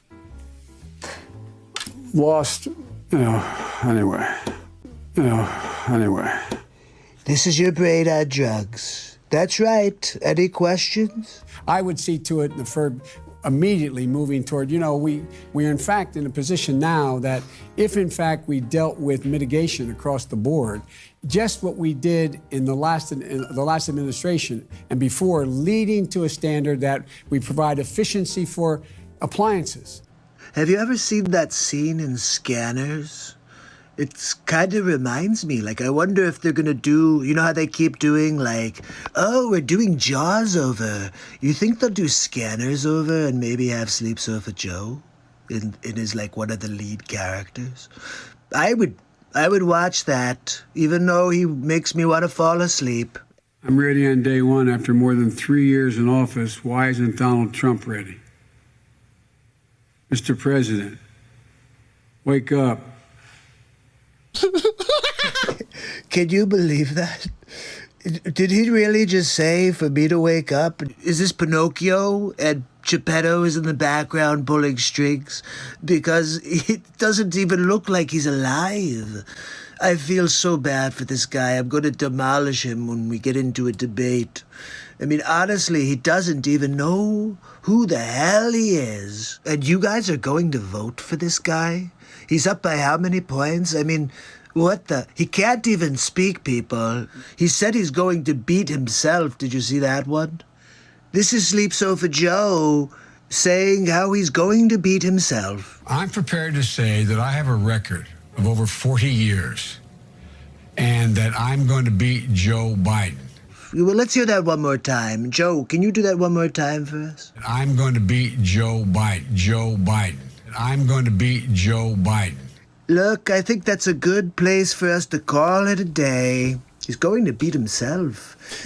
I guess I should just hang back and maybe let him fall on the sword. He may walk outside to get the mail and forget to put his pantalones on. Could be a problem. Anyway, I'll see you tomorrow on the next Trump show. That's right. Have a good night. There you go, guys. That's the old Trumperoo for episode 4. I don't remember which ones I do. We're going to keep going. You want to see episode 5? Let's just keep going through them. You guys want to see episode 5? Let's keep rocking through. Episode 5 of the Donald Trump Show. It's Hammerlin Jameson live from Mount Rushmore. Donald Trump for episode 5 of the Trump Show. Thank you. Thank you for joining me here at the monuments. Look, this is a very exciting time. I started my own talk show this week. That's right, the Donald J. Trump Show. We're winning big league. We're dropping lots of content about Sleep Sofa Joe Biden. Lots about Sleep Sofa. We also did one episode about poison so far. And we're going to continue to drop positive content about Sleep Sofa Joe Biden. Because I will not let him beat me now. We have done too much work here in this country. Are you guys ready to stick a fork in Biden? Are you ready? I'm Joe Biden's husband, Joe Biden. I don't know what to say. I'm a little confused. What? Could you tell me, what does that mean, Joe? You're married? I'm Joe Biden's husband, Joe Biden. I don't know. So, are you going to be your own first lady? What does that mean, Joe? Could you please elaborate? I'm Melania Trump's husband, Donald Trump. I'm not really sure, so Joe's married to himself? Just going to give you the one for today. That's enough to squash the Sleep Sofa. Look, he's comfortable to lie on, just not to vote for. We don't have to trash the man while we're here at the National Monument. He's the Sleep Sofa. Look, if you can't catch the Donald Trump Show, make sure you tune in to Real Talk. You see, my kids, Melania, they all love Real Talk. Well, we give it to people straight on the Real Talk program, and it kind of gave me the concept for the Donald Trump Show. So tune in. Every night I'll be on either my show or the Real Talk Show. I'm going to drop content for you because the fake news is not letting the Trumper breathe. That's right. It's trying to shut down the Trump. Look at that beautiful monument. They're going to put my face right next to George Washington there. Perfect spot. They're going to have my tie. It's going to go all the way down to the ground. So Democrats will hit their faces on it every time they walk by. I love that line. I have a lot of last lines in these that are really funny, like that one. Gonna put the tie all the way to the ground. We're gonna put my face right next to Washington. How about that, stupid people? On the left, how about this? Episode 6. This is where I think we come up with Bumbling Biden. That's the other nickname. I've got many nicknames for Sleepy. He sleeps over Joe. He's Bumbling Biden as well. And then on top of that, we call him Joey Futon. If you can't find him in an office, you have to pretend that you're looking at furniture. And then look for sleep sofas first. How many sleep sofas were in the room last time you were there? And how many are there now? And you'll be like, oh, wait a second. There were 5 sleep sofas last time, but now I see 6 sleep sofas. Where the heck? How did they get another sleep sofa? Oh, wait a second. One of these sleep sofas is Joe Biden. Hold on. Let's grab a fork. Hey, what are you doing over there? Oh, I'm sorry. I didn't know. Joe, I wasn't sure if you were just a piece of furniture, sleepy sofa, or possibly your counterpart, the antiquated Joey Futon. Anyway, look, bottom line, there, sleep pooper, is that you have to stop taking naps if you want to help the country. Oh, you want to just be pushed down the stairs by Kamala Chameleon? Okay, then you'll be like, my Aunt Judy pushed me. Yeah, we know. Sydney asked when I'm starting the... I'm going to go to something real quick before I go to episode 6. Sydney asked me when I'm going to be starting up the Biden show. And this is why Sydney's saying that. I don't know if you saw this at all. This happened. It's Felix Robertson live from the studio, and we're joining Joe Biden for his newest commercial. Let's go to him. Vice President of the United States, Joe Biden, soon the president. Look, my Aunt Judy told me to come down here and say a couple words. So I'm going to read off this teleprompter here. We're going to have a conversation about Donald Trump. Everybody's dying right now because of this president. He's the one who brought coronavirus to America. He distributed it, and he has all the people. Look, the facts are, the people on the streets are rioting in the streets because of Donald Trump. They love Trump so much that they're rioting in the streets. That's right, it's the right-wing radicals. And my Aunt Judy told me that if I come out and start speaking against it, that maybe Donald Trump's supporters will stop all the rioting in the streets. Look, I think you got to go out and vote for the sleep. I mean, you got to vote for Joe. You got to just remember, I'm an average Joe. I've been just doing this my entire life. I think I got the runs or something because I got poopy in my pants. Look, before I get going to the bathroom, I just want to make sure you understand. We're fighting for the soul of America. The only person that can save it is a politician for 47 years that hasn't done it once in those 47 years. My Aunt Judy said I could do it now, though. Just move that teleprompter up a little. And I appreciate you. And I look forward to being the next president of the United States of America, Joe Trump. So, bottom line, that is pretty freaking funny. Oh, I do have to do the Biden show because I followed that up the very next night with this.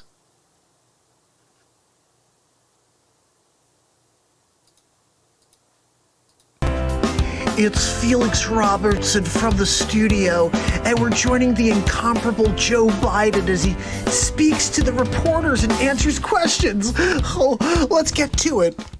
Oh, thank you, folks. I'm Joe Biden. I'm running for president.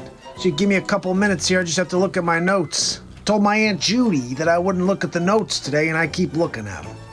Oh, look there, Fat. I'm going to be getting through these topics quickly, so get quick. Come on, let's get those questions out there. What do you got? Mr. Vice President, I absolutely love you. Why is Donald Trump so evil?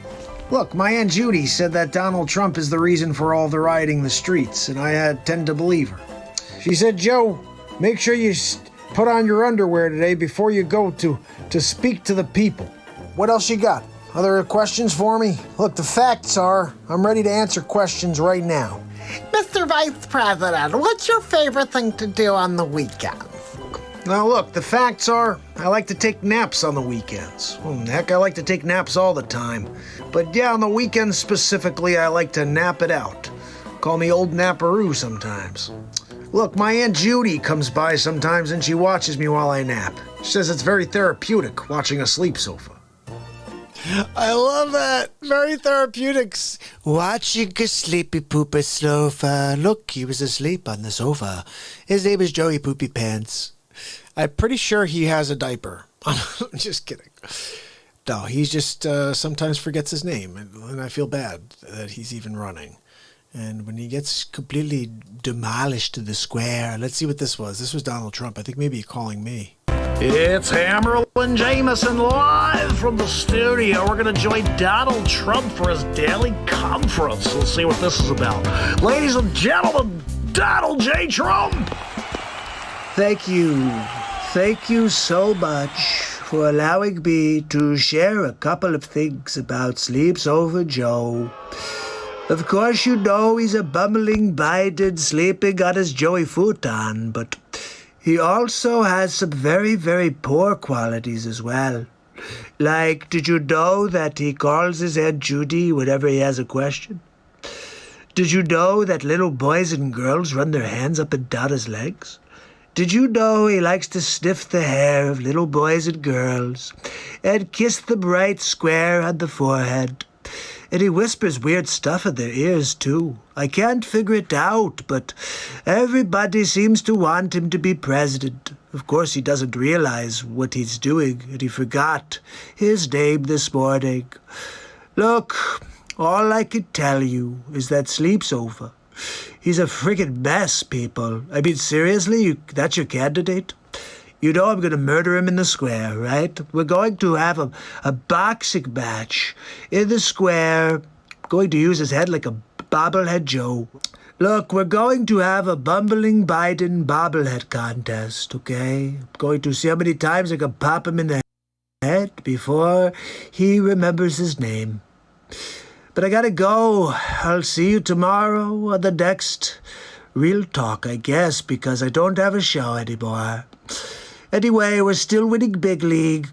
Not against the flu had, but we're winning Big League against President She-Hole, Nancy Pelosi, and, of course, Sleeps Over Joe. So, have a nice nap in your Joey futon, Sleepy. I'll see you soon. George Rochelle, see if you could refresh, because it looks like I got a screen open that I film Instagram from, and it looks pretty smooth on my end, and I'm not dropping any frames, so just refresh. Buffering in Alaska too? Interesting. Is everybody buffering? Because it doesn't look like it's buffering on my side, but that's good. At least it may just be hopefully kicking back into gear for you, sold. Let's see what we have here, guys. I'm going to play you, go back to the Donald Trump stuff. Okay, we're going to go to the Donald Trump show. Trump ripping Joe? We got to check that out, right? Trump ripping Joe? Let's just see what the heck it is. Let's see. It's Hammerl and Jameson live from the studio. We're going to join Donald Trump for his daily conference. We'll see what this is about. Ladies and gentlemen, Donald J. Trump. Did we just do this one? Thank you. Thank you so much for allowing me to share a couple of things about Sleeps Over Joe. Of course, you know he's a bumbling Biden sleeping on his Joey futon, but he also has some very, very poor qualities as well. I think I just did Like, this one. did you know that he calls his Aunt Judy whenever he has a question? Did you know that little boys and girls run their hands up and down his legs? Did you know he likes to sniff the hair of little boys and girls and kiss the bright square on the forehead? And he whispers weird stuff in their ears, too. I can't figure it out, but everybody seems to want him to be president. Of course, he doesn't realize what he's doing, and he forgot his name this morning. Look, all I can tell you is that sleep's over. He's a friggin' mess, people. I mean, seriously, that's your candidate? You know I'm going to murder him in the square, right? We're going to have a boxing match in the square. I'm going to use his head like a bobblehead Joe. Look, we're going to have a bumbling Biden bobblehead contest, okay? I'm going to see how many times I can pop him in the head before he remembers his name. But I gotta go. I'll see you tomorrow on the next Real Talk, I guess, because I don't have a show anymore. Anyway, we're still winning Big League. Not against the Fluad, but we're winning Big League against President She-Hole, Nancy Pelosi, and, of course, a Sleep Sofa Joe. So, have a nice nap in your Joey futon, Sleepy. I'll see you soon. Look, we do these every day, so like when I open something up, I'm not really sure what you're going to get, but they're all silly, and they all just will make us laugh a little bit. What was Trump pre-26? Let's see what the hell this was. It's Hammerlin Jameson live from the studio. We head down to Donald Trump at his press conference for the day. Ladies and gentlemen, Donald J. Trump! Thank you. Thank you for joining me on the next episode. Well, let me stop for a moment. I think what I'll do is tomorrow. Tomorrow will be the resurgence, really. We're going to bring the Donald Trump show out of retirement. Are you ready, people? We're going to rip apart the sleep sofa and find out what it's made of, really. It's probably made of like old cottage cheese or something, but we're going to find out, and we're going to see lots of clips of Joey Futon. Perhaps we could discuss some of the other things, some of the stupid Biden, I call them Bidenisms. I have a lot of Bidenisms I'm going to play for you. That's right, anytime Biden bumbles, he's really just a Bidenism. It's a bumbling Bidenism. So we're going to do that as well tomorrow in episode 26 of the Donald Trump show. And we're going to do it every day, really. But I had to put it on the shelf for at least a couple weeks until we realized how the sleep sofa is getting worse, really. The other day he was talking about lifting the teleprompter, like live. Couldn't get questions from a young girl unless they were scripted. Look, I can't help it that he's a sleep sofa that takes naps every 15 minutes on the hour. But I will be back tomorrow with lots of clips to show you. So have a good night. It's Hammerlin Jameson, and it's hammer time. That's right. Look, I'm here every single night on the Real Talk program to rip the lid off the fake news. That's right. It's hammer time. A little ham, jam, bam. Thank you, ma'am. That's right, people. Look, check me out every single night on Hammer Time. That's right. It's Hammerlin Jameson. I'm here to drop the hammer and rip the lid off the fake news. I got a couple stories for you this evening. Look, first and foremost, Hammerlin's very happy to be back on the job. You may have heard the story, but if you haven't, I'm going to just reiterate. 1992, working for NBC, sitting there on mic, mic'd up really. We didn't really have these. And mic'd up, and they basically called the hammer jam. So the old hammer, and when I came, it was kind of like this falling forward. And I popped my head down on the Pizza Hut pizza that I had. And when I came back up, I had pepperoni right here on my cheek. And they got to laugh at the old hammer jam, first of all. But secondly, got kind of canned that day. Spent the next 15 years in the battle until I came across Mark. He said, look, hammer jam, I think you need a platform so you can come out and drop the hammer, rip the lid off the fake news. And so now what we have is the old platform old hammer jam stands on to drop the hammer. And basically shed the light onto the fake news. A couple of them want to share with you today. Nancy Pelosi, apparently she delivers articles in order to try to impeach the president based on the 25th Amendment. And old Hammerlin just wants to say, drop the hammer, rip the lid off the fake news.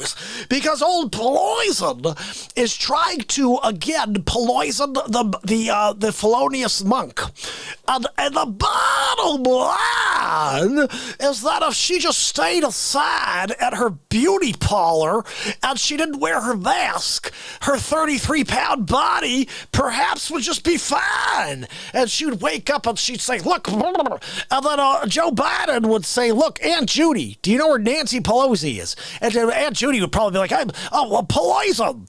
Look, I'm not really sure. Hammer Jam drank 17 bottles of Jameson over the last 3 days, and 6 of them right before the show.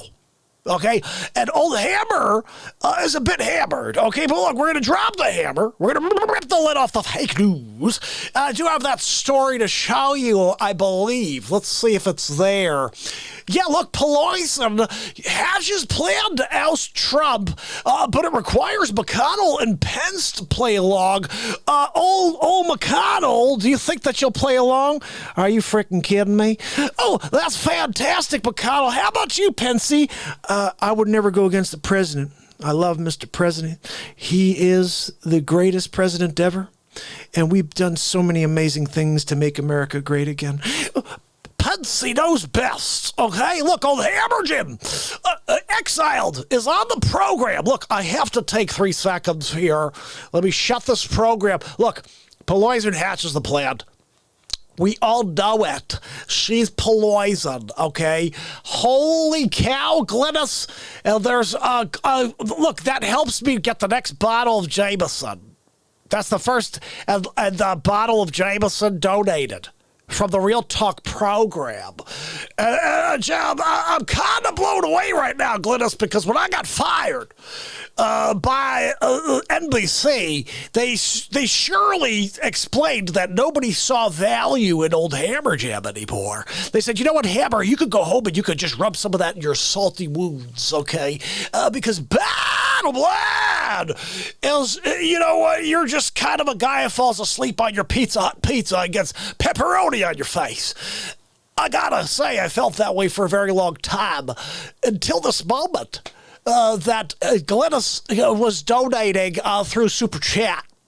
So old Hammerlin is very thankful, Glynis, and you know what we're going to do? This is going to be a 2-time, just because of Glynis donating. We're going to drop the hammer, and rip the lid off the fake news. Hammer Jam is here every single night on the Real Talk program to rip it right off. And if we do it on a daily basis, I think we're going to get somewhere. Perhaps we'll find old Hammer Jam falling asleep again on camera, just like Sleep Sofa Joe. Look, I got a great episode. You might want to hold on a second there. Look, Kato, can you get it correct, please? Every time I flip back over to the main screen, you're always going to get wrong. I don't really like that, Kato. He's Cato's Dick Facce's sound guy, but he works for us as well. He sleeps on the couch. It's a whole other story.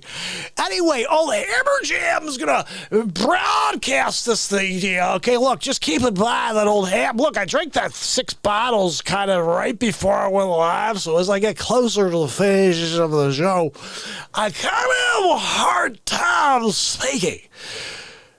Well, look, old Hammer Jam gonna leave the car soon, okay?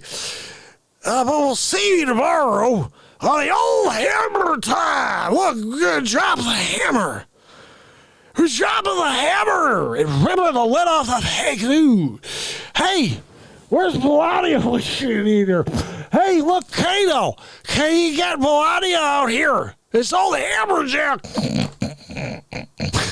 Old Hammer Jam's just kidding. I wouldn't fall asleep on camera like that. I wouldn't do it. I was just pretend, baby. But I wouldn't really do it. Perhaps, or honestly, It's Hammerlin Jameson live from the studio. We bring you to Donald Trump for episode 23 of the Donald Trump Show. Ladies and gentlemen, thank you for joining me on episode 23 of the Donald Trump Show. This evening we're going to look at Sleeps Over Joe, Bumbling Biden. You know, we call him Joey Futon as well.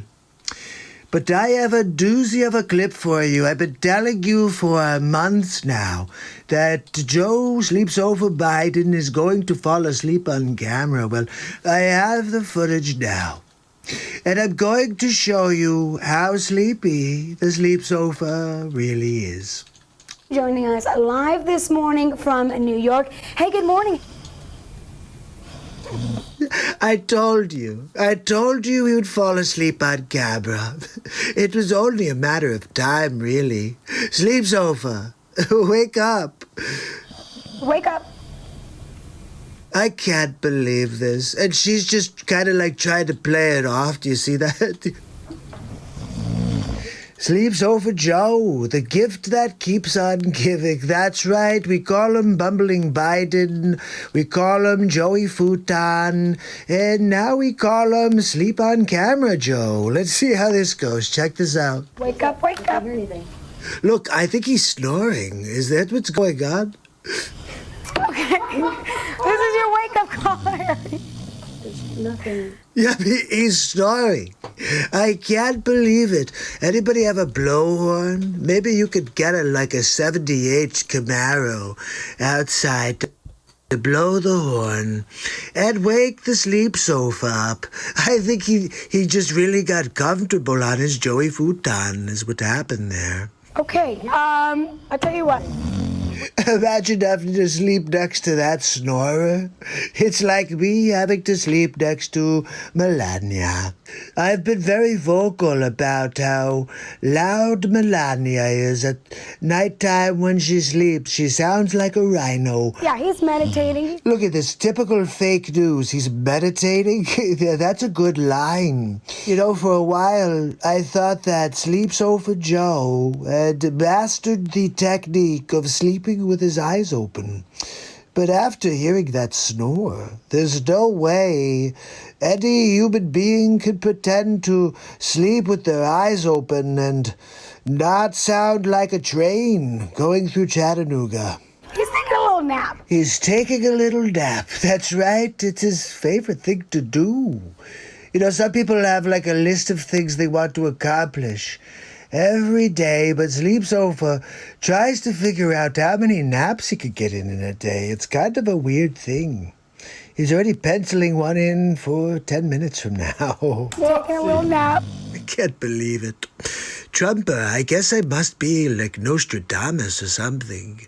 Because I called it. I said, look, between now and November, he's going to fall asleep on camera. It had happened today. And every day, really, he's always sleeping. It just you happen to catch it this time live on television. Look, it's important that you understand that the Trumper is always right. And I'm also a psychic because I knew Sleeps Over Joe would fall asleep on his Joey Futon while he's being interviewed by a young lady. Must have been too early in the morning for old Sleepy. But, you know, look, it happens from time to time. But look, I've got to get going now. I will see you tomorrow for the next Donald Trump show. Oh, Sleepy. So that was not real. I thought it was real. And I've been tricked a few times on the Trump show here when I made episodes, and it wasn't true that it was the way it was portrayed. And the last one was where he said the word twice in a row. But he says it so smooth, like he said it many times when there wasn't anybody looking except for his good old boys, whatever they call them. Anyway, this is what I said the next night after I learned that he really didn't fall asleep on camera with Sidney Poitier in like 2009. So anyway, this is what we got though. Did Hammerlin take over? Like, what happened? I came down here and everything's wrong. Like, I saw my microphone all weird. Hammerlin's running by me. I didn't know he was on the air, but he runs by me. He goes, I got my first donation. And he runs by me with a bottle. He hits me in the knee with the bottle. Bottle of Jameson. He supports his family distillery. Look, I can't blame him for that, okay? nepotism, call it what you will, okay? But they like to support each other within the Jameson family.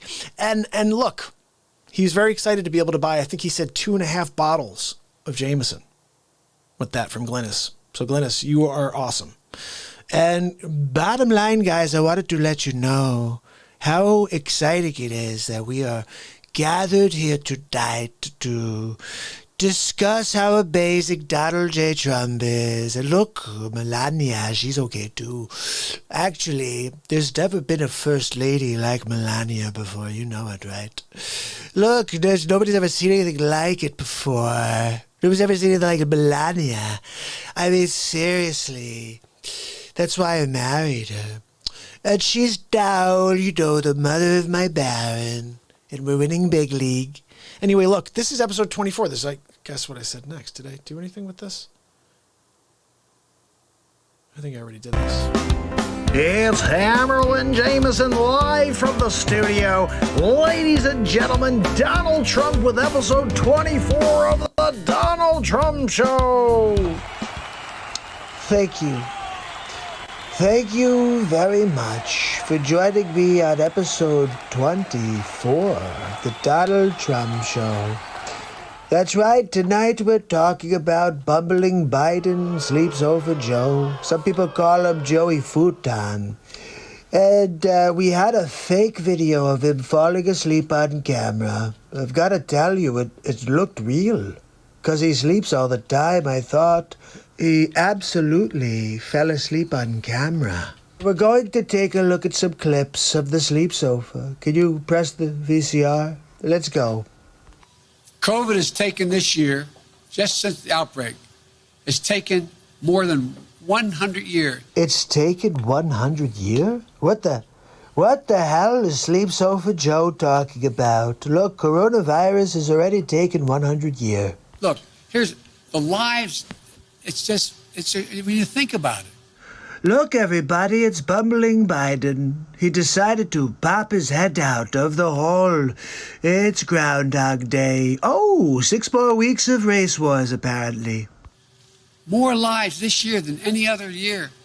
Look, I understand that Sleep Sofa has taken over a ton of Bernie's policies, but what's with trying to look like Larry David? Is he trying to become Bernie? I don't know. I'm trying to figure it out. More than 180,000 lives in just 6 months. Oh, so now Trump is responsible for the comorbidities of the United States. I didn't realize that, Sleep Sofa Joe. You know, there was roughly 10,000 people that died from COVID alone. The rest had 2+ comorbidities. We have a lot of problems here, Sleep Sofa. In office for 47 years, and everybody got unhealthy on your watch. An average of 1,000 people dying every day in the month of August. And there he goes again. Sleepy, I've got the numbers right here. It wasn't 1,000 a day. I mean, let's just do simple math. I know you're good at simple things. But we had 120,000 deaths in the first 1 million cases. And we're up to like 183, I think. And that's 63 more. Over 6 million more cases. So where do you get your math, Sleep Sofa? You really feel safer under Donald Trump? So let's get this straight. I keep offering assistance to all of these Democrat cities. They send me very upsetting letters. They made me cry, really. Maybe if you came out against the violence that your lefties are doing there, Sleepy, then we would be able to have a conversation. Mr. Trump. It's Mr. President to you. You want me to call you Mr. Magoo? You want to talk about fear? Let's talk fear, Sleepy. Mr. Dramatic Pause. Or did you just forget your train of thought again? Do you know what people are afraid of in America? That somehow a Sleep Sofa will become president, and his vice president will push him down the steps in order to become president. Afraid they're going to get COVID. You're right, Sleep Sofa Joe. They're afraid they're going to get a virus that 99.6% of the people survive from. They're more afraid of getting you as president, really. They're afraid they're going to get sick and die. You know, Sleepy, you're right. People don't get sick and die when Joe Biden is president. Nobody died when Barack and Biden were president. Remember that, people? And that is in no small part because of you. Hey, Sleepy, what happened at the beginning of all this when I decided to close the borders to China? And you said, he's a xenophobe, he's a racist, we should impeach him. And what happened there? I think we'd have a lot more dead people, so why don't you go back into your cave and take a nap? And I'll see you on the next Donald Trump show. Have a good night. So that was 24. They keep getting better and better. If you're hearing this message, we are either busy with other callers or the show is not live. Please feel free to call again. All right, I keep trying Marfoogle in between while I'm playing these bits for you guys, and I keep getting that message. So I think the best way to do this is to have them set up a call between the two shows, right? I know that's probably difficult because he's like massive, but in order to say like we have Donald Trump calling in, this should be like set up, you know, and be a bit like that would be the coolest way to do it. Is like, oh guys, the T-Man's calling in today. You know what I mean? And like we set up a bit, and I think that's something that Rip Curl could set up. I'm thinking, but I haven't had a chance to speak to Rippy yet. I'm hoping to get him on the phone and we can have a conversation. But in my mind, like I said, I don't know. Everybody has their own intentions though, so I'm not really sure. I just think, like, I don't know how they'd want to use it in their show, but I think it'd be pretty cool. He does a lot on the T-Man. If he was like, look, guys, we have the T-Man calling in to Marfoogle News today. And let's go to him now. And, you know, we could either do a video thing or not. I mean, I don't know if he wants to do it that way, but I think the audio would be awesome. Just have a conversation, you know. Look, Atabay, it's the T. T-R-U-M-P. Look, I'm taking singing lessons, okay? I got a lot of time on my hands. Jackie! So good to see you, Jackie. I got to tell you guys, I told you, I think about you guys when you're not here. I'm like, I hope they're doing well. I hope they come back. And Jackie sent me a message early yesterday. She goes, I need to see the show. I need to get my laugh on. And I said, well, I'll see you tonight. But she couldn't make last night. And then I said today, as the show started, we're hanging out. I said to myself, I wonder if Jackie's going to come by. And that was pretty cool now to see you're here. I'm so glad to see it. Let's see what's going on over here. So I am so glad to see you, Jackie. Jim's in the house. Let's see. Blick is in the house. Sid. Hey, Sid, what'd you think of Hammer tonight? How was he? Did he do an all right job? Oh, Jackie, I'm so glad you're back. Look, I always say people can show up whenever they can. And I said this earlier to Sig. I said when people can't show up, they're still being thought about by the light that's coming out of the show. And that should be something. You should feel that even when you're not here, like, oh, the show's thinking about me, you know, because it's a weird thing, but I don't know if it's just because I went 608 days to 3 to 7 people and now like people are showing up and they're showing an interest. I'm not sure, but I just have to say my heart has always been open and anybody who cares about what I'm doing is going to get my love. And then when they're not around, they're still getting it. You know, this is an unconditional love program. And if we forget about religion and we just get back to unconditional love and light and just the warm feeling of leveling each other up, playing music and laughing. How about that? Let's get some laughs going. I still have to play another song. We're going to get into that. Look, there's a lot happening still, guys. I'll tell you what I'm going to do right now for you because this is a very funny episode. Episode 9 of the Donald Trump Show.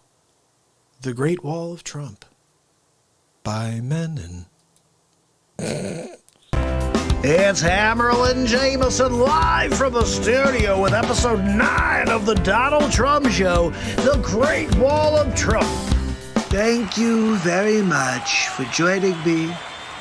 Episode 9 of the Donald Trump Show. That's right. We're going to get into it today. I've got a lot to share with you.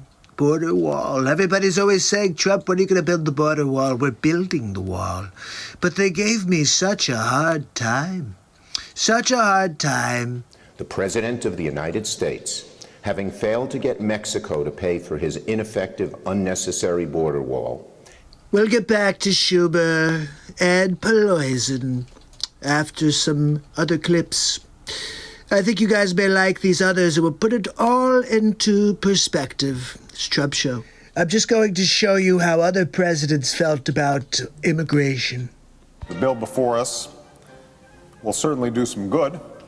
Well, let's start with that. He says he wants to do some good. Let's see what's next. It will authorize some badly needed funding for better fences and better security along our borders. Holy cow. Obama wanted to put up a fence. Nobody cares. I want to build a wall stronger. They have a problem with that.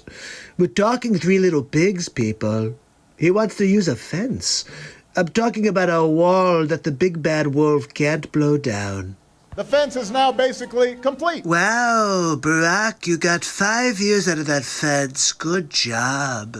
We had to start building an actual wall because what you did was crap. Maybe they'll need a moat. Or maybe they'll need a wall. Maybe they want alligators in the moat. Now that one I have to give Barack. That was hilarious. Still, I'll take the wall. Every place in this country are rightly disturbed by the large numbers of illegal aliens entering our country. Bill Clinton says illegal aliens and everybody applauds and they get behind him. But Trump does, and they call him a xenophobe and a racist. The jobs they hold might otherwise be held by citizens or legal immigrants. The public service they use impose burdens on our taxpayers.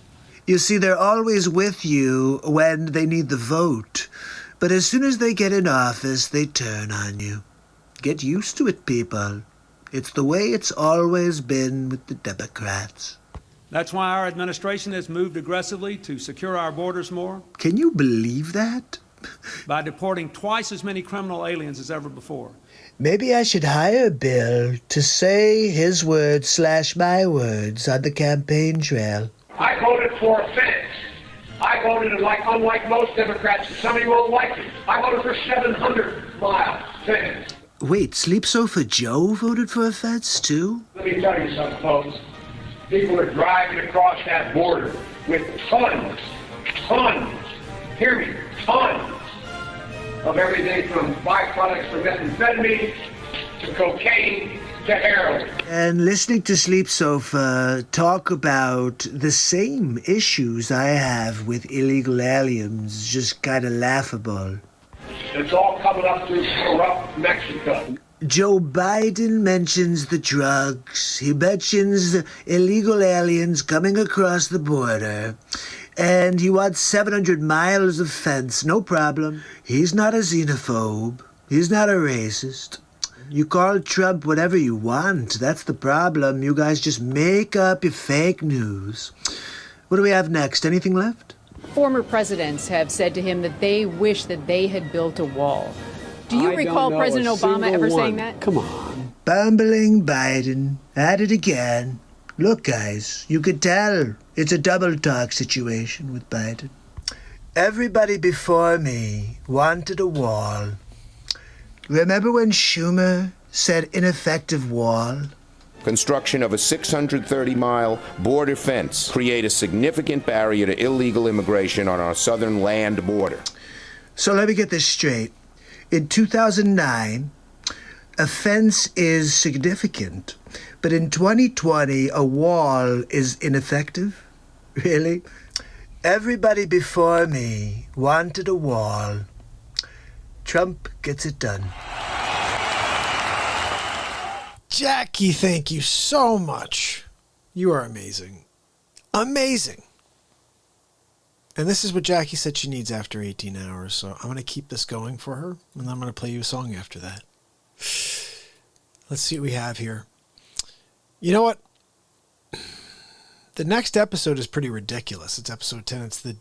It's How Sour Is That Don Lemon? I'm thinking we should play it. Let's play it. It's pretty much the hypocrisy of the left of Don Lemon, especially. Hammerlin Jameson live from the studio. Donald Trump is back with episode 10. How sour is that Don Lemon? Thank you for joining me on episode 10 of the Donald Trump Show. That's right. Today, we're going to continue our journey, destroying fake news. Today, we're going to look at CNN. Don Lemon. That's right, we call him Con Lemonhead here, but I have an old clip that came across my desk I wanted to share with you guys. Give me your perspectives, okay? Take a look at this. It got some, many on the political right, wondering why the so-called liberal media wasn't talking about other problems in the black community.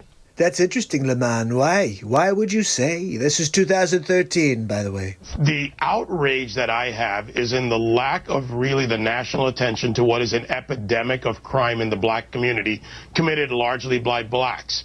These are the same stats we're talking about now, and everyone calls us racist for bringing up. Why aren't we talking about it? Good question. Actually, that's not a good question. We've talked about it many times on this show. You have? And on CNN. You see, he could tell he was lying because he took a longer breath. So that's the reason I didn't want to discuss at length crime in the African-American community or how to fix other ills that seem to be plaguing the community in general. But now that the jury has reached its verdict, one that everyone must accept, it's time now for some tough love on the subject. Some tough love from the lemon? Sounds good to me. Someone on another network got the chance to go first because I couldn't go during the week. I'm only here on the weekend, so listen to this. The reason there is so much violence and chaos is the disintegration of the African-American family. He's got a point. He does? In fact, he's got more than a point. Wow. Don Lemon agrees with Bill O'Reilly. Who knew that was coming? Drugs, hustling, gangs. Nobody forces them to do that. Again, it is a personal decision. He is right about that, too. But in my estimation, he doesn't go far enough. Oh, Don Lemon's a mathematician now. Yes, I'd like to hear your estimation. Black people, if you really want to fix the problem, here's just 5 things that you should think about doing. Here we go. Con Lemonhead, 2013, 5 ways to fix the black community. Let's hear it. Here's number 5. Pull up your pants. Pants on the ground. Pants on the ground. Looking like a fool with your pants on the ground. Number 4 now is the N-word. Oh, my. Here we go. I understand poetic license, but consider this. I hosted a special on the N-word, suggesting that black people stop using it, and that entertainers stop deluding yourselves or themselves and others that you're somehow taking the word back. I am curious what people think of that comment. A lot of African Americans took offense to that, too. Oh, he answered it. Now, number 3. Respect where you live. Is this a special message to the people in Chippy, Chaz? What are they calling themselves this week? I think it's a message to Chap.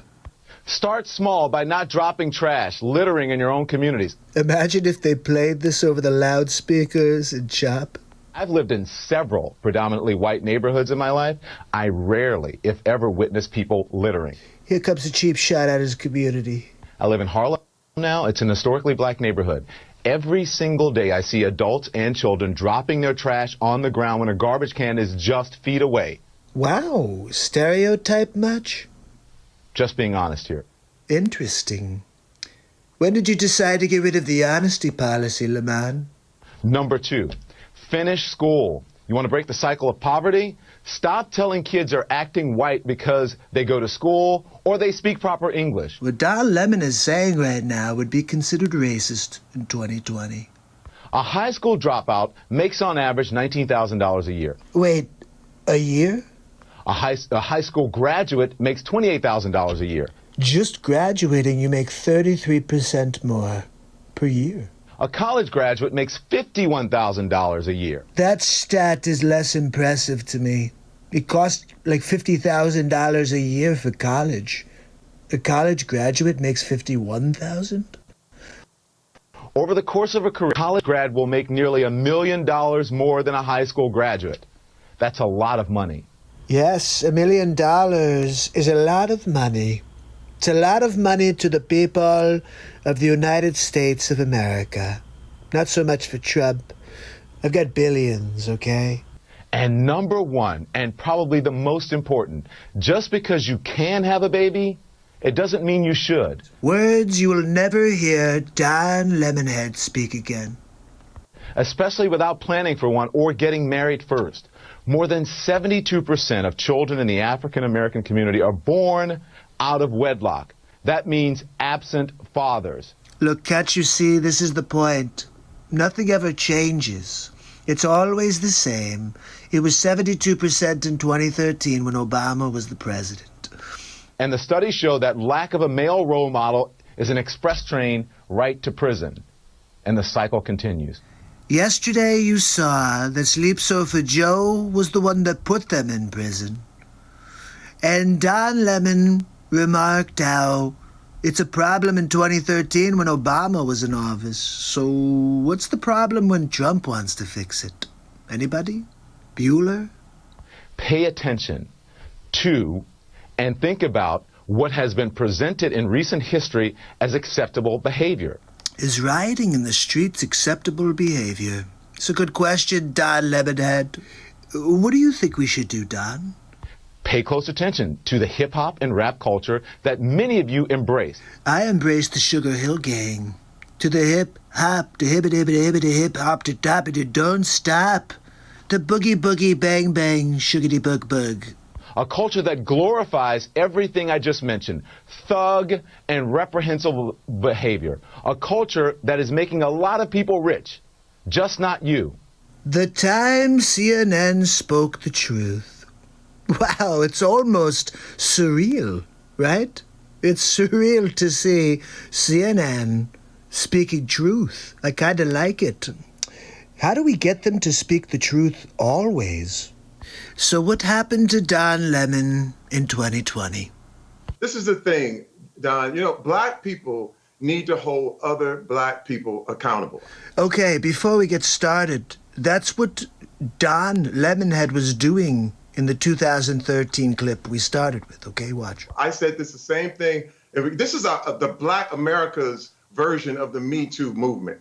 If anything is going to change, we ourselves need to look at our own communities and look at each other and say, this thing cannot go down. I'm sorry, isn't that exactly what Don said? And then this is what I'm saying. It's about who is controlling the narrative. It's got to be all Black Lives Matter. That sounds right. What does Don have to say? Here's what I have to say. All right, Spin Doctor. Let's see what you got here. The Black Lives Matter movement was started because it was talking about police brutality. If you want an all Black Lives Matter movement that talks about gun violence in communities, including, black communities, then start that movement with that name. But that's not what Black Lives Matter is about. I'm soured by the hypocrisy. It's like eating a lemon. Oh. So if you're talking about, if someone started a movement that said, cancer matters, and then someone comes in and says, why aren't you talking about HIV? It's not the same thing. We're talking about cancer. I think Lemonhead doesn't grasp the concept of apples and oranges. If it's 100 people and you're there for all cancer matters, then it would be somebody who stands up and said, I have prostate cancer. And they would say, sit down, buddy. We just said all cancer matters. So the Black Lives Matter movement is about police brutality and injustice in that manner, not about what's happening in black neighborhoods. There are people who are working on that issue, and if you want to start that issue, why don't you start it? We have a hypocrite warning. It is about police brutality. That should never be accepted. Yeah. I am not saying that that's not it, but there's more there. Okay. And when I look at, if they have more on their agenda, we need to ask them about what else is on that agenda. Right. Don't you just love how uncomfortable Terry Crews made Don Lemonhead? It was hilarious. You could see he got very uncomfortable when he realized he couldn't control Terry Crews. I wonder, could we get Terry Crews on the Trump team? We should look into it. Look, I will see you tomorrow in the next Trump show. Have a good night. So anybody who's been around for a little while knows who Max is. I want to say thank you to Kim Skywalker. I want to say thank you to all of my favorite people in the world that are here with me tonight, which are you. Okay, my family upstairs and you guys here. And Jackie Walsh, thank you so much for your donation, and thank you everybody for donating tonight. This is unbelievable. And I want you to say hi to Max. Max, can you say hi to everybody? Can you say hi, bud? Say hi. You want to say hi? You my buddy? You my buddy, pal? You want me to take you outside, right? Max wants me to walk him. I was upstairs snacking a little bit. And Maxie, I think, wants to go out. You want to go out, bud? Hey, you want to go out? Give a kiss? Oh, you're such a good boy. What a good boy you are. Okay. Oh, my goodness. Okay. Oh, my goodness. Okay, what are you doing? You want to take the mic from me? Hey, what would you sound like if you talked? You'd be like, yo, what's up? My name is Max. Why don't you say hi to everybody? All right. Oh, my little guy. Okay, I'm going to bring you outside. Okay, pal? You a good boy? All right. I wanted you to say hi to everybody real quick. Let's put on a Trump show episode, and then I'll bring you outside for a little walk, okay? Good boy. You're such a good boy. He's 5 months right now. And oh, I just love this little guy. Oh, you're such a good boy. Okay, so let's put on a Trump show episode. This is Max's favorite episode right here, right, Max? Let's see. Let's put on your favorite episode. Let's call this your favorite episode. You know why? Because we want to get more, and we want to talk more about Nancy Pelosi, right, Max? Or should we do about Miguel? Let's do about Miguel Obama. This is a good one. Here we go. Miguel, she's going to leave an imprint.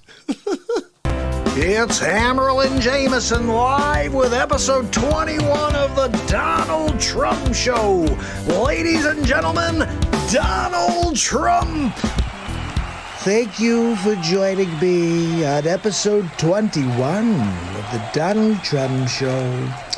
Tonight we're going to talk about Sleeps Over Joe, but we're also talking about Michelle Obama. Not sure if you saw her speech, so we're going to go over a little bit of it. But also, I found an oldie but a goodie. We're going to get into it. Let's see what we got. Welcome to Kingswood Community Center. Is Sleeps Over trying to do his best Clint Eastwood or what? He's looking like all into the distance like, make my day, dirtbag. Actually, that's the one down I used to work. As a joke. You didn't know where we were anyway. The truth comes out. Bumbling Biden. Did you hear him? He said every time he gaffes, he says, that's a joke. We know you're a joke, Sleeps Over Joe. But you really have no idea where you are, do you? Where are you? What state are you in right now? And here at home, as George Floyd, Breonna Taylor, and a never-ending list of innocent people of color continue to be murdered. Miguel, I agree with you. Any innocent people should not be getting murdered by cops. But let's be honest, George Floyd, he's a 5-time criminal on his way to being 6th. And unfortunately, that bad cop, yeah, he was a maybe racist, I don't know, but he's a bad cop. Terrible cop. He should be in jail forever. And he murdered him. So, but no, that was horrible. But anybody who's murdered, but don't say countless. I think it was 13 last year. What's countless is all of the little boys, girls, adults, all of the people that are dying constantly that are not part of the Black Lives Matter movement. Stating the simple fact that a Black Life Matters is still met with derision from the nation's highest office. Look, I love Black Lives, Michelle. What we get instead is chaos, division, and a total and utter lack of empathy. You see this? It's like I should write down what she's saying, and then you could write Antifa on top, and you'd say, that's what's going on right now. They see an entitlement that says only certain people belong here. What is she talking about, Bushwood Country Club? That greed is good and winning is everything, because as long as you come out on top. Says the former First Lady of the United States, living in a $12.5 million house in Martha's Vineyard. It doesn't matter what happens to everyone else. Why did you and your husband, because you want to all of a sudden take credit for him, why did you cut off funding to the historic black colleges and universities? I refunded them, by the way. You ever heard of the Jail Reform Act, Michelle? Well, your husband didn't. I released 4,400 criminals who really were, it was like minor offenses, and 97% of them were black. Why didn't you do that, huh, Miguel? They see our leaders labeling fellow citizens enemies of the state. You know, I'm looking into the Snowden case because you declared him an enemy of the state for just telling the people what you were doing behind their backs. It just goes to show that you didn't just spy on the Trump campaign, you spied on every single human being in the United States of America. Good job. Very good. For me. You're going down. So all I gotta say, hashtag Obamagate. Hashtag Shadowgate, really. While emboldening torch-bearing white supremacists. You know, this would have been the perfect time for her to bring up the wild people in the streets. They're burning buildings, they're beating people up in the streets, they're murdering each other, the criminals in all the democratic cities. And she doesn't bring it up. She talks about white supremacists. Where the hell is that going on? We're talking about rioting in the streets. It's all of your people, Michele. They watch in horror as children are torn from their families and thrown into cages. Are you kidding me? We're talking about the cages that your husband built. Look at this, right on national television. She's lying to the people. Your husband is the one who built the cages and used them first. I don't even know how much we use them, but I know your husband built them. And pepper spray and rubber bullets are used on peaceful protesters for a photo op. Why would I not take a photo op with a Bible in my hand? It's a total baller move.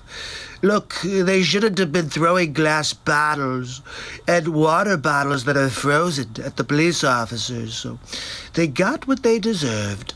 Sadly, this is the America that is on display for the next generation.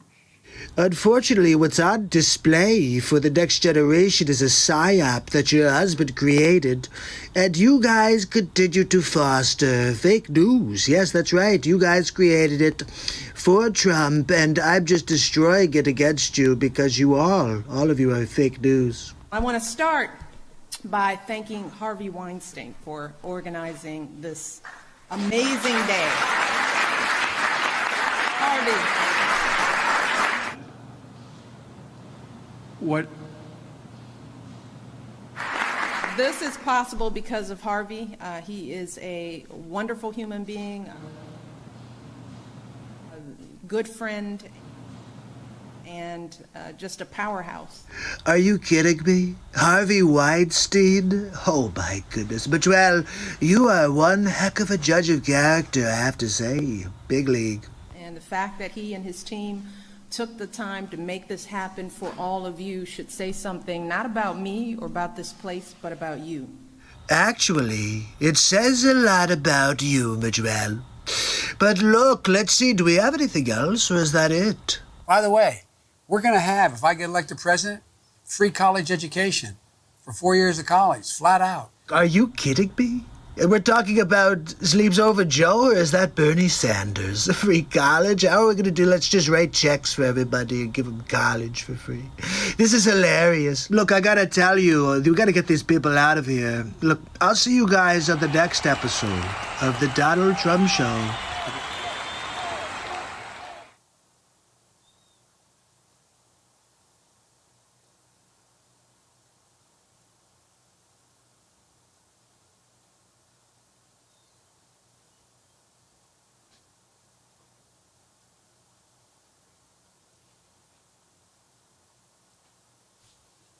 awfully quiet down here. Awfully quiet down here. You kidding me? Oh my goodness. Max, I was trying to get him to stay in his room. Oh, yes.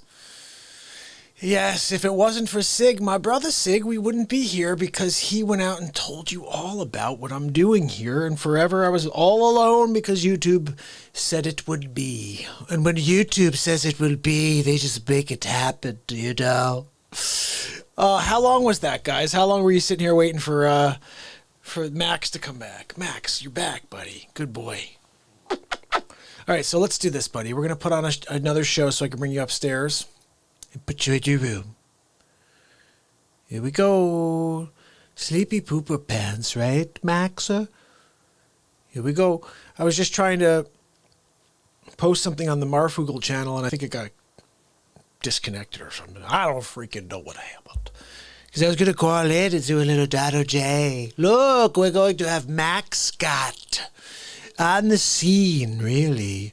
Here we go. This is going to be episode 25 of the Donald Trump Show. This is perhaps one of the finest episodes because it's called Gaslighting an American Election. And keep in mind, I literally destroy Robert De Niro in this clip. And yes, he deserves it. Here you go. It's Hammerlin Jameson live from the studio with the final episode of the Donald Trump Show. Ladies and gentlemen, Donald Trump. Thank you. Thank you for joining me on the final episode of the Donald Trump Show. That's right. We're wrapping it up. People don't like all of the episodes on the sleep sofa. Look, let's be honest, he's such a bad candidate that they have to try to distract you with all kinds of fake news. Like the newest, did you see? We destroyed them with our RNC. The numbers start going belly up. So now they're trying to spin the narrative. So wait, let me get this straight. The Trump supporters are the ones who are rioting in the streets? Why don't we take a look a little closer and see what's really going on? I am very willing to let the American public judge my physical and mental my physical as well as my mental fitness. The sleep's over. You just failed the test. My physical and mental my physical as well as my mental fitness. My mental fitness. Wow, tongue-tied, bumbling Biden. Welcome to the show. I just don't even know why there aren't uprisings all over the country. Maybe there will be. There she is, Nancy Pelosi. Oh, how is that hairdo? No mask, huh? Oh, but no one's above the law. But you, huh, Nancy Pelosi? Look, let's get the gaslighting going. Here we go. People need to start taking to the streets. This is a dictator. When did Glenn Beck turn into such a chooch? I know, it's not really him, but that squarehead sure looks like him. You know, there needs to be unrest in the streets for as long as there's unrest in our lives. Wait a minute, but didn't you say the Trumpers were the ones out on the streets? Who's lying now? Oliver and Cox? Show me where it says that protests are supposed to be polite and peaceful. Well, it's called the First Amendment of the United States, Chris Cuomo. You should probably read it sometime.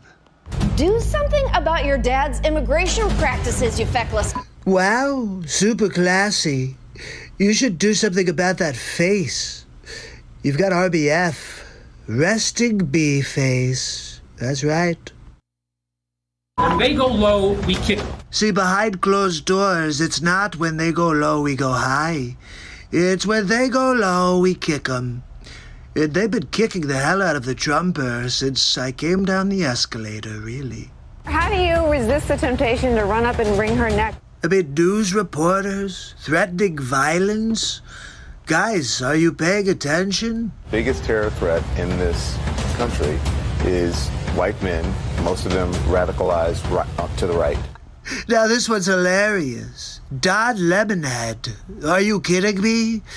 All of the rioting on the streets is your left-wing Antifa scumbags. Let's think about this logically. For the last 90 days, the press has been saying, oh, peaceful protests. They wouldn't have done that if it was for Trump. Thought he should have punched him in the face. I said, even if you lost, he insulted your wife. Yes. He came down the escalator and called Mexicans rapists and murderers. He said, well, what do you think I should have done? I said, I think you should have punched him in the face and then gotten out of the race. You would have been a hero. Yes. He came down the escalator and called Mexicans rapists and murderers. Look, there's a gaslight right there. I never said all Mexicans were rapists and murderers. Just that they're sending a lot of them. Guess what, though? Sleepy said very similar things in 2006. I'd like to punch him in the face. Robert De Niro, the most overrated actor in the 20th century. I mean, look, I get it. The one character you played in Raging Bull, and you think, like, you could continue the same guy? Look, you're terrible in everything else. The same character over and over and over. Let's squint our eyes and talk the same. So I'm not really putting too much stock in Bobby De Niro. I said if we were in high school, I'd take him behind the gym and beat the hell out of him. You see that? Sleep Sofa Joe is the one who's behind all of the gaslighting. Sleep Sofa, bumbling Biden. He wants to fight me behind the school. Look, let's go, Sleepy. Very willing to let the American public judge my physical and mental my physical as well as my mental fitness. I just had to watch that again. Oh my goodness, he's such a marble-mouthed, muffin-headed bumbler. Sleeping on his sleep sofa, a little Joey futon. Punch some people in the face! I think that werewolf made Winona Ryder pee her pants. That's what it looked like there. Let's watch that again. Punch some people in the face! Yep, I think so. And also Matthew Modine. Looks like he's cast for the part of Val Kilmer. When was the last time an actor assassinated a president? Well, ancient history would tell us that it was John Wilkes Booth. He shot my favorite president of all time, Abraham Lincoln. And of course, he was the first Republican, but most people don't know that. But I have to say, Johnny Depp, I used to like you when you played Jack Sparrow. Who knew you'd turn into a real-life scumbag pirate? Do you have scurvy? They're still going to have to go out and put a bullet in Donald Trump, and that's a fact. Now, that's the first time I've ever heard that. Pensy, do we have this guy's information? Yes, Mr. President. We have the location on one beaker from Sesame Street. Where is John Wilkes Booth when you need him? Very clever. I see your husband is the ghost of Christmas past, so you got that going for you. This way. That's it right there. Pull it up. Remember this one? Somehow I still look better than Kathy. I have thought an awful lot about blowing up the White House. Do you remember this when Madonna stood outside the White House right after I won? You guys have been doing this since day one. A Missouri state senator is under investigation by the Secret Service after saying she hopes President Trump is assassinated. What the frig is wrong with this country? I will go and take Trump out tonight. This Maxine Waters, she's one of the worst of them all. And if you see anybody from that cabinet in a restaurant, in a department store, at a gasoline station, you get out and you create a crowd.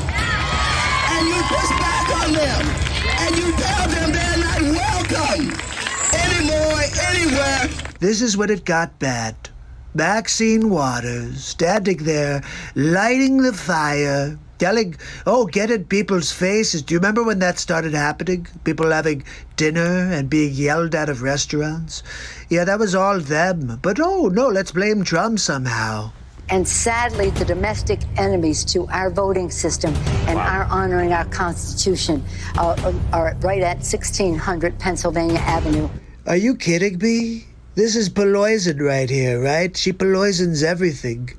I offered $10 billion to the Postal Service, and she said no. They're the ones who are destroying America. The Democrat socialism is just communism, really. Talk to anybody who's dealt with people who are like, hey, socialism, and then 5 years later, it's a communist country. It's going to happen here under Sleep Sofa Joe. They're not going to stop before Election Day in November, and they're not going to stop after Election Day. For the record, this is the vice presidential candidate for the Democrat Party. And that should be, everyone should take note of that on both levels, that this isn't, they're not going to let up, and they should not. They're not going to let up, and they should not. So wait, if they're your people, and they shouldn't and will not, how did they become my people? If you think we're rallying now, you ain't seen nothing yet. Look, I think I've made my point. That the people on the left are crap, really. And all they've done since the beginning of 16 is try to derail my presidency. And they're trying extra hard right now. And it's all because of this. I am very willing to let the American public judge my physical and mental my physical as well as my mental fitness, my mental fitness, my mental fitness. Look, I can't help it that you chose a sleep sofa as your candidate. But that doesn't mean you could gaslight for the last 4 years, and that when your poll numbers are starting to drop, you just spin it and say, oh no, it's all Trump. The public can see through your lies. Look, this has been quite an experience having my own talk show, the Donald Trump Show. But every good thing comes to an end, so I guess this is it. Maybe we'll see you sometime in the future. It's Donald Trump signing off. So that was the final. And Granny, you're right. Yeah, I've seen him basically every day, and I still laugh at him because they're so silly. And the problem is I never laugh at anything SNL does at all. And I keep laughing at the same thing over and over here, so I don't know. I think we're on to something, but who the heck knows? Anyway, I'm going to continue to drop funny things for you. In fact, what I'm going to do is try to trick Granny. Let's see. I'm going to play something you haven't seen. How about that? Let's see what you think. Maybe. What's this? What do we got over here? Oh, yeah, see? So you guys are asking me to do Justin Trudeau. I've never tried to do Trudeau before, but I'm going to listen to him and do him. And I never tried to do... Who's the guy from England? You know who I'm talking about. This guy. Good evening. This is PM Boris Johnson. I'm here with you from Downing Street right now to thank you for your continued support. It is important that we understand that we've made sacrifices and we've given more, and now we need to get it back. It is important for us to support the country as we bring our businesses back, but we cannot afford another spike. It has taken many lives. Do not, I implore you, do not go outside without a mask. That's it, guys. Don't go outside without a mask. Boris Johnson said it best right there. I never did him again. That was just a one-time thing. I wanted to see if I could do him. Did I have mute on? Uh-oh. Maybe I didn't hear that at all. Okay. I'm going to go back to this. Where we may play a song still. I'm feeling like there's some music coming at us. Did you guys ever see this? This is funny-ish. Pamela and Jameson live from the studio. Donald Trump coming at us from the Rose Garden. Look, I'm telling you right now, the country turns to crap with Sleep Sofa Joe in the Oval Office. He's going to get rid of the chair at the desk, and instead he's going to put a sleep sofa right there. Oh, wait, no, I'm sorry. I'm getting a word in my ear right now that he will be the sleep sofa in the White House. They're going to call him Sleep Sofa 1. They're going to have a nickname for Biden. It's going to be Sleep Sofa 1. Like for me, they call me Mr. Billions. And look, we all have a nickname. just Sleep Sofa is going to be Sleep Sofa 1. I don't know. We're going to work on that one, especially, well, we'll come up with the titles before Sleep Sofa takes over office for me. I can see it already. Sleep Sofa 1 on the move. It's going to be hilarious. Betsy and I have been talking about it behind the scenes. I said, look, worst case scenario, Betsy. If we can't beat the Sleep Sofa, then leave him a nice present as he arrives into the Oval Office. Oh, yes, please, I'll take my coffee. Oh, he's already taking a nap. Sleep Sofa 1 is napping. Oh, I could see it already. I almost want to lose, just so I could speak to the Secret Service afterwards and hear all about it. But anyway, we'll get back to that. I think I'll see you tomorrow for the next Trump show. Oh, Hadley, it only gets better, my friend. It only gets better from here. Because now we're together when we make these crazy, silly face swaps. And it is something, if you do want a face swap for friends, family member, someone to just cheer someone up, you could have me call and or do a face swap of anybody, really. So if you want a Christopher Walken, something like that, that's a possibility. In fact, I'm going to break out a touch of the other crazy stuff that we've done on this show, just so you could see what we're doing here. What's been happening on the back end. Okay, people, we're doing it here on the back end. All right, hammer jab. Let me get a little bit of it. It's an interesting thing that I'm not seeing all of my... I don't think I'm seeing all of my clips. Some of them are here, but... Look, I had Norm Macdonald steal a couple of my bits. Check this out. Yeah, so I took that job with Donald Trump, right? Yeah. And he says, hey, give me some funny. So, hey, how about calling it the Fluhan? Hey, you really like that. Hey, and then I said, I got another. And so I said, how about you call him President G-hole? That was before Jimmy Kimmel became a liberal poop. Anyway, he's always been a liberal poop, I guess, but before he started speaking out against the possibly the greatest president to ever exist. I'm just saying, people. Look, I'm going to play you something right now that I think is very funny. Okay, so here's the deal. Hadley, you'll appreciate this. We've been going through this, like, complete roller coaster ride down. Okay, it's not even going anywhere like that. It's just down. And each time it's a new story, it's something that's just so ridiculous. Like, oh, we're a race war? Okay. Guy was like, died of fentanyl overdose 30 minutes later. Yeah, the guy who did the thing on the neck, who knew him, worked together. May have been some sort of other motive, but it's a race war now. One of the officers on the scene was black, but whatever. So now we have a race war because their candidate is a freaking Sleep Sofa.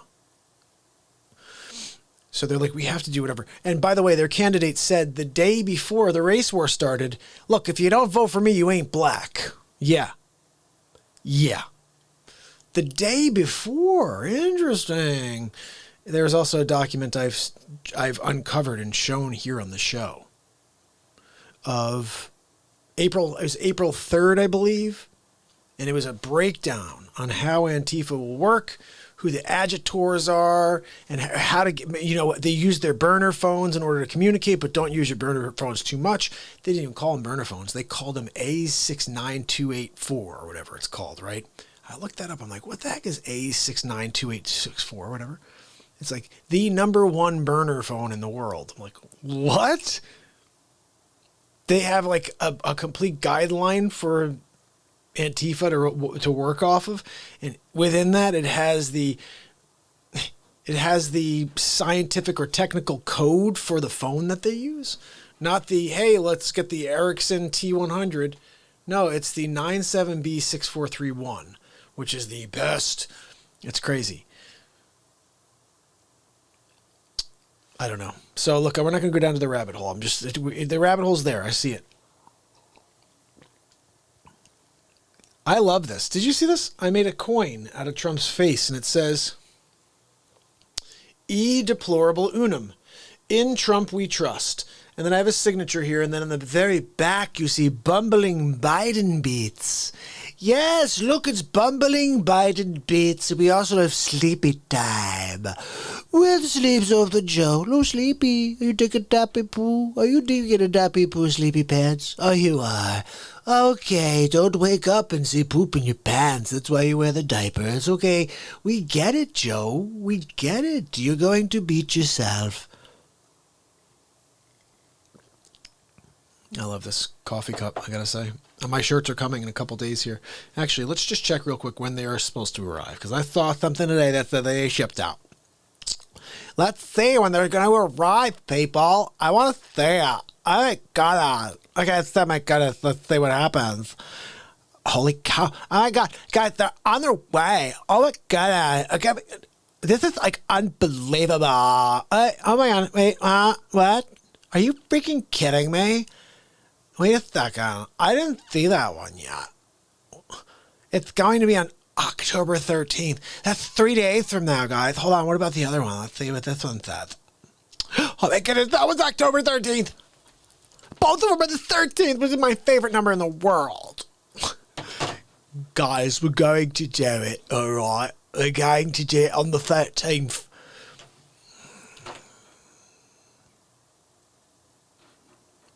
I hear Max upstairs.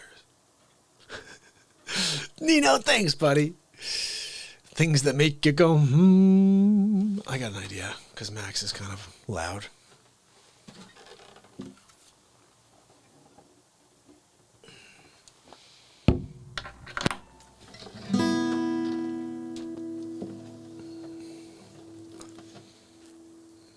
I was going to play you just remind me to play you about defunding the police. Okay, we're going to do that one next. We'll go back to the laughs in a minute. Alex Jones fan wants me to play Johnny Rebel. Check this out, buddy. I'm not sure what Johnny Rebel is, but give me a name of a song. And if I don't know the name of the song, I have to write a song for you with that title. And it's 1:30 in the morning, so bear with me. Trump Show.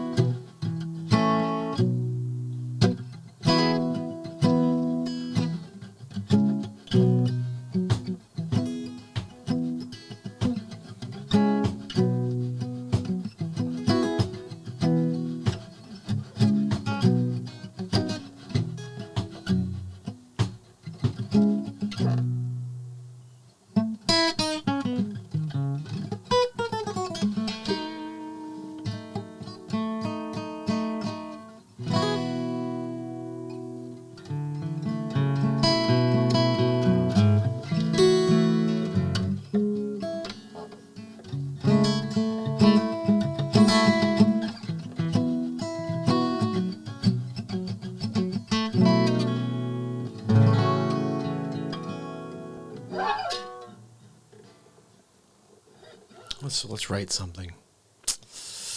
Let's write something in real time. That's what we do here sometimes.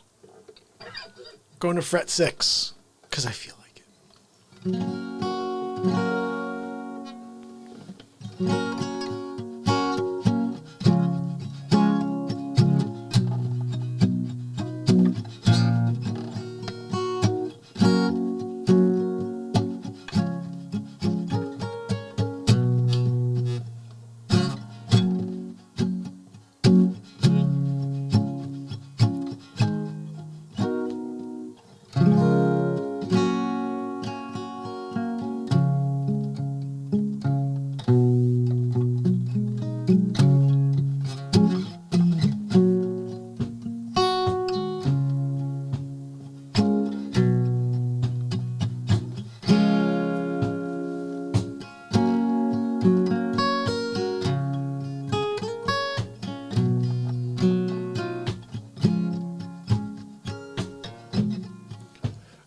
Idlin wants to know why I'm filming with my feet.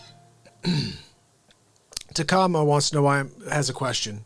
Go ahead and ask the question. If it may have to do with what Idlin wants to know. So I invented this. It's the first drum for guitar players. And if you see what I'm doing,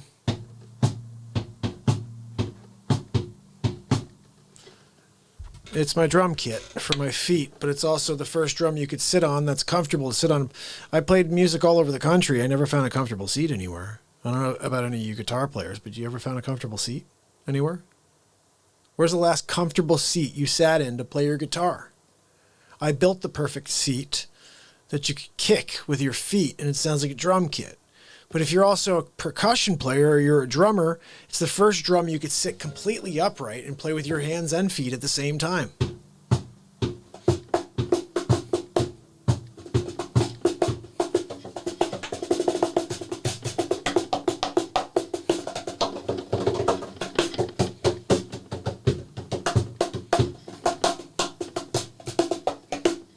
It's got 2 snares, kick, snare, another snare. And then you got like a tom-tom. I mean, you have a roto-tom. This is a tom, literally tom-toms. Another snare. It's got omnitone. Everywhere you hit it sounds different. So you can order your own at BeatSeat.rocks.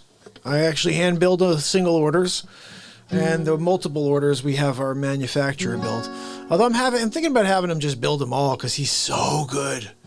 See, for me, they're just personalized. Mine are really beautiful, but his are like, when you go to a store and you buy the perfect drum, or if you bought like a Gibson guitar, this dude makes it like that. Like the finish is like that. Me, I spray them, but they don't have that, you know what I mean? Factory finish, he's got that. But the build is the same. I'm the first builder of the BeatSeat. Don't get fresh.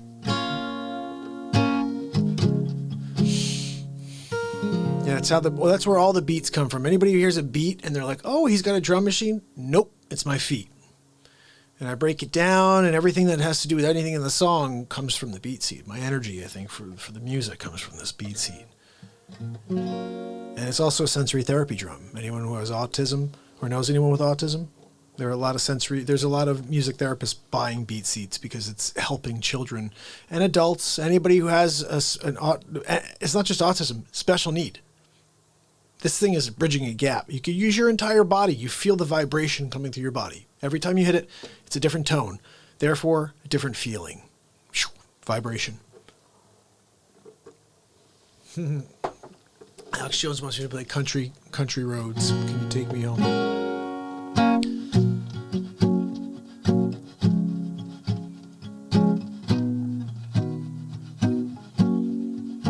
Country road to take me home to a place where we belong. Sweet Melissa,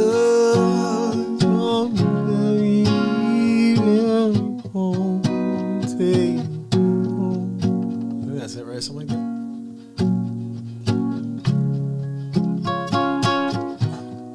Let's stick with the beat. Take me home.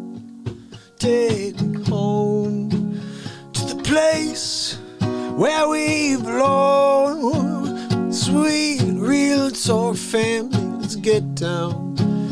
Every night, every day. Take me home to the place where we born.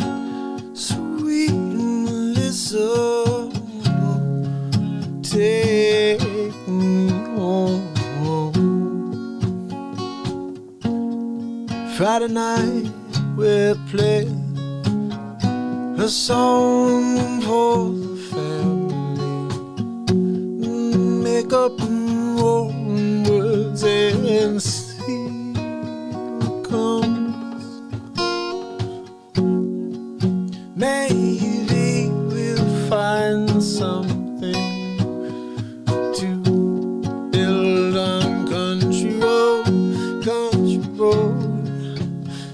To be place that you belong. Sweet time with you, oh, real talk family. Country road, take me home. The place that we belong.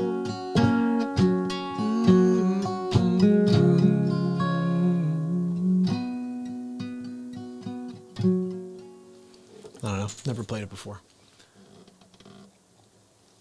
I'll try anything though. What we were going to do is at the gal Saturday. We were going to do sort of close. It's kind of crazy.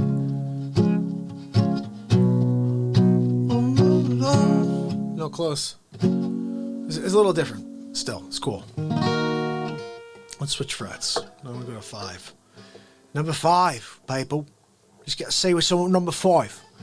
Oi, noi!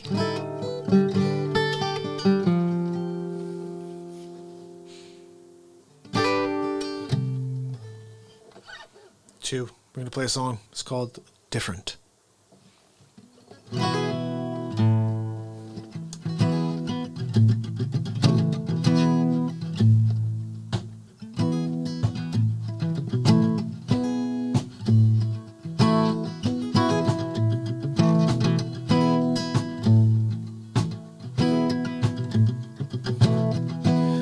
You wonder why I sit alone in the doorway as the world rolled by.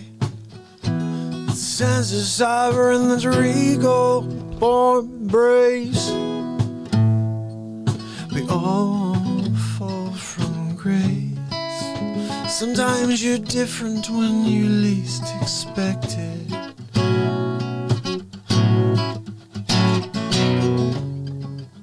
Sometimes you need a change of pace. Let it all slow down. Hey, let it all slow down. We all slow down. From the top of the world I'm looking down.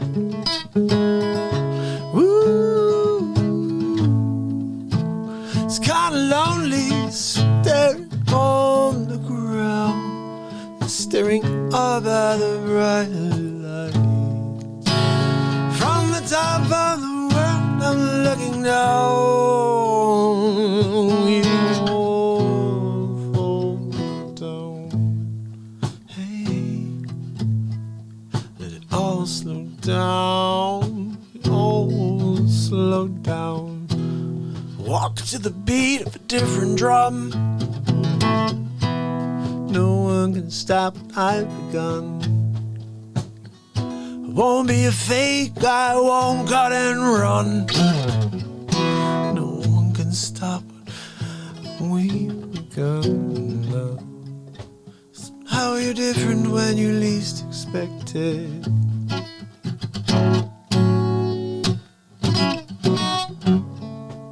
Sometimes you need a change of pace. Let it all slow down. Sometimes you're different when you least expect it. Let it all slow down. Hey. slow down, the oh, slow down. From the top of the world, I'm looking down. Ooh.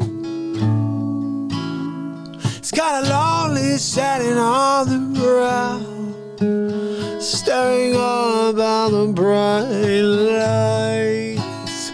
From the top of the world, I'm looking down.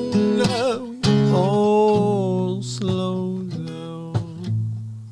Hey, let it all slow down. The old slow down. Sometimes you're different when you least expect it.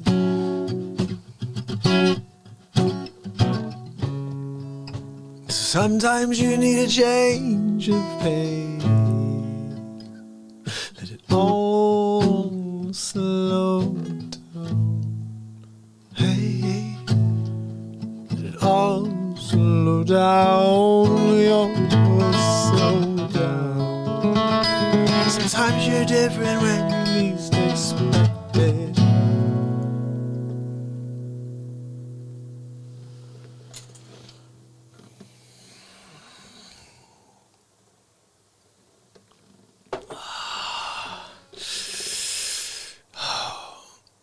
I played that a couple weeks ago. But I never played Country Road before, but that's my song called Different. Wrote that in 2004. It's on my album. You can get that. You can listen to that for free on Spotify, I'm pretty sure. Ooh, Imagine.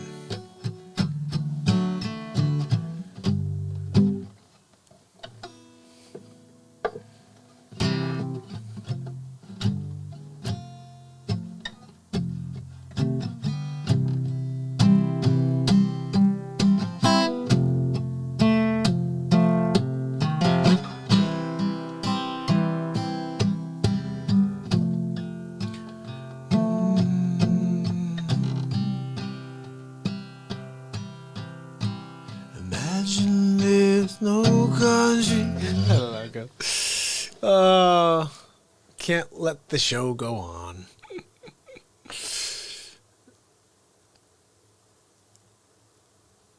I want to just quickly head over to DLive and say, what's up, my people? How are you, people? I love you all. I love everybody. Guys, we're still kicking it strong here. 3 hours and 6 minutes in. I'm going to play you guys something light here because family's asleep upstairs. How about a little instrumental? Maybe we'll maybe throw some vocals in too, but a little instrumental here.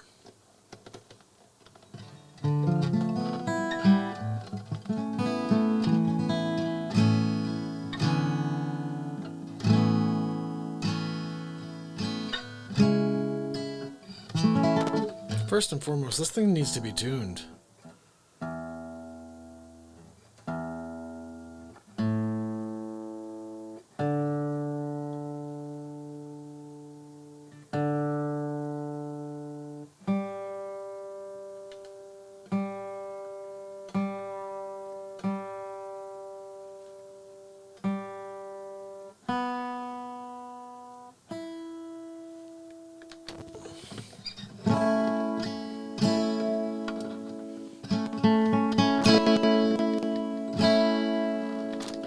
Don't mess with me. Usually means the battery's going.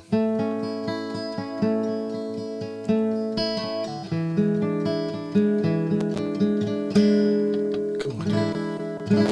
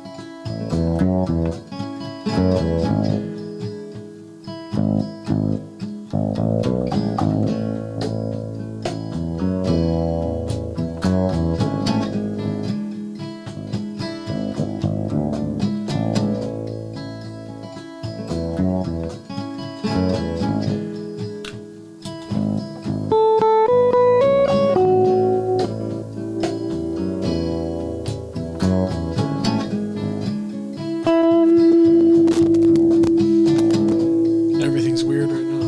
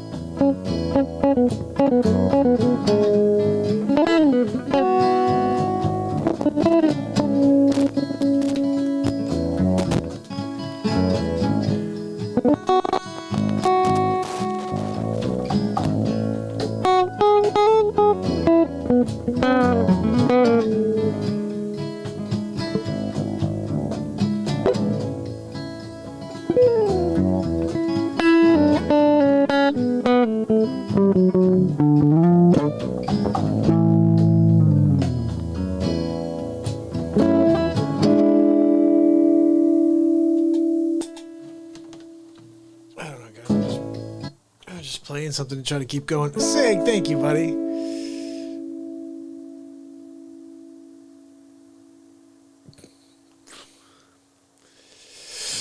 Oh, my people. Jackie's backy. Yeah, I said it. Oh, thanks, Blickum. Listen, I'm going to do a little something else. Let's get a little bass line going here.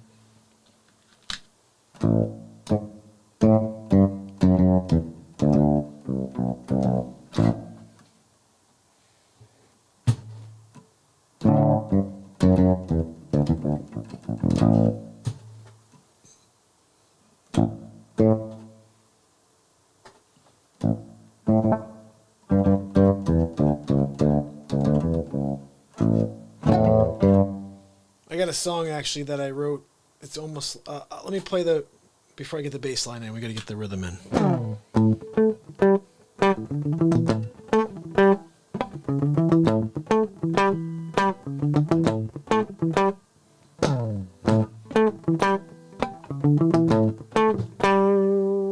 me just see. I think I have to get the beat going from the top.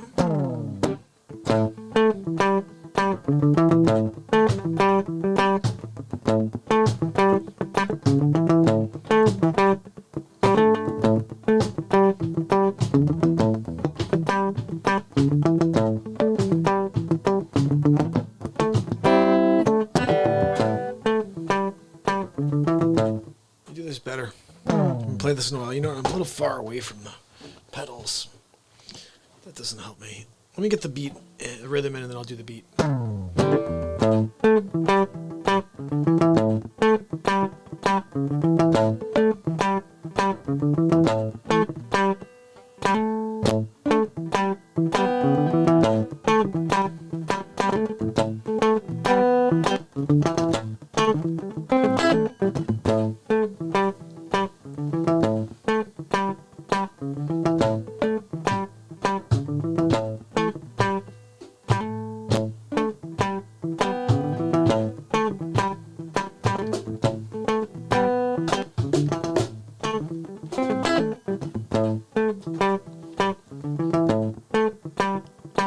I gotta get all my pedals. Everything's making noise.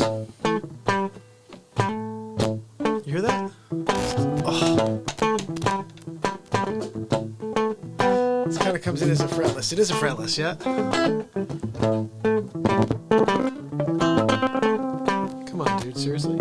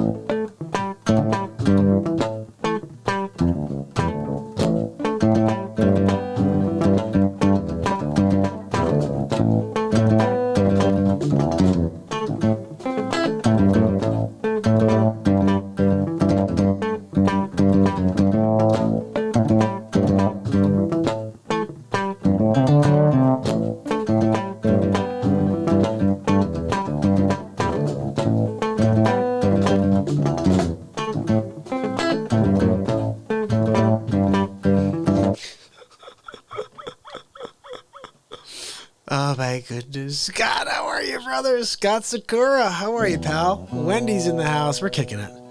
Guys, we're back up to 20. Look, I've been here for 3 hours and 20 minutes. And I got my drum cup with me, so I'm good to go.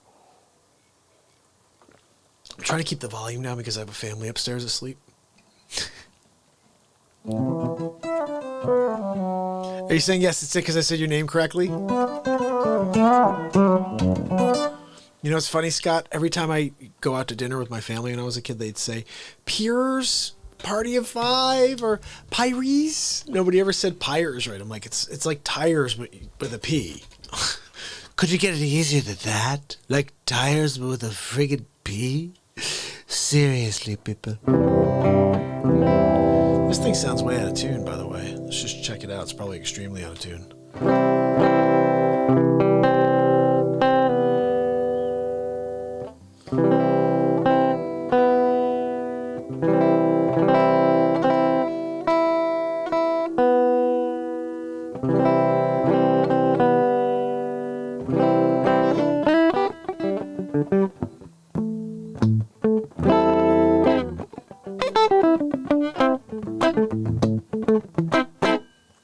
is, it's really late. Let me just do the thing I usually do here at the end.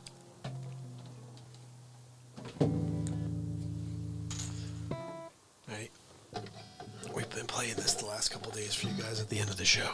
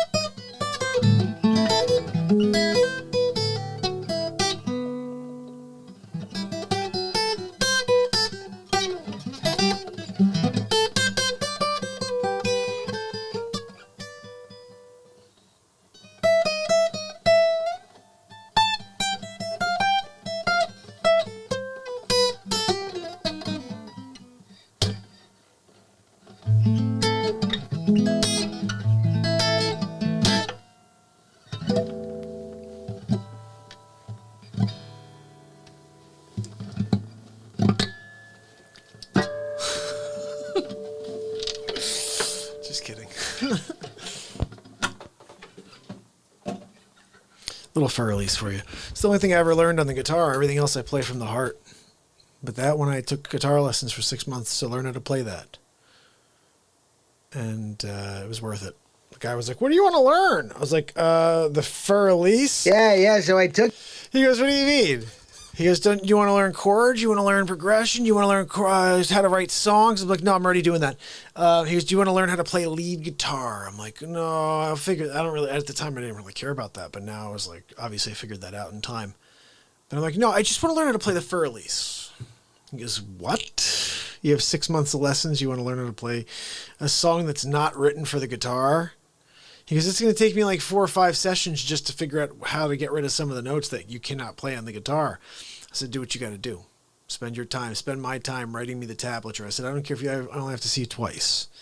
Just give me the tablature to the fur release so I could play the whole song from beginning to end. It's my favorite song in the history of time, and I'd like to be able to play it on the guitar. And this gentleman said, all right, that's your money. Do what the heck you want. And that was the beginning of the end for me, because I never learned how to play the guitar, really. I just play, you know. So I don't know the chords, but it's so funny. Anytime I ever play with musicians, like, oh, what key are you playing in? I'm like, I don't know, key of the song that's never existed in the history of time. That's basically what I got for you here, buddy. I know there's an A in there. There's an A, and I think every once in a while I get like a C sharp minor or something. But the rest of the stuff, no idea. No idea. Scott, how are you, buddy? I got Scott. Guys, I love you, buddy. Makes me happy, Scott. I'm so happy to hear that. I'm going to play something for Scott because he's new and he needs to see what the show's about. It's not just that, what you just saw and what you heard. It's also about laughs. And I'm going to show you an example of one of those laughs. This is what I was going to play for you guys before. I told you Donald J. Trump had, he was at Crossroads. They're like, defund the police.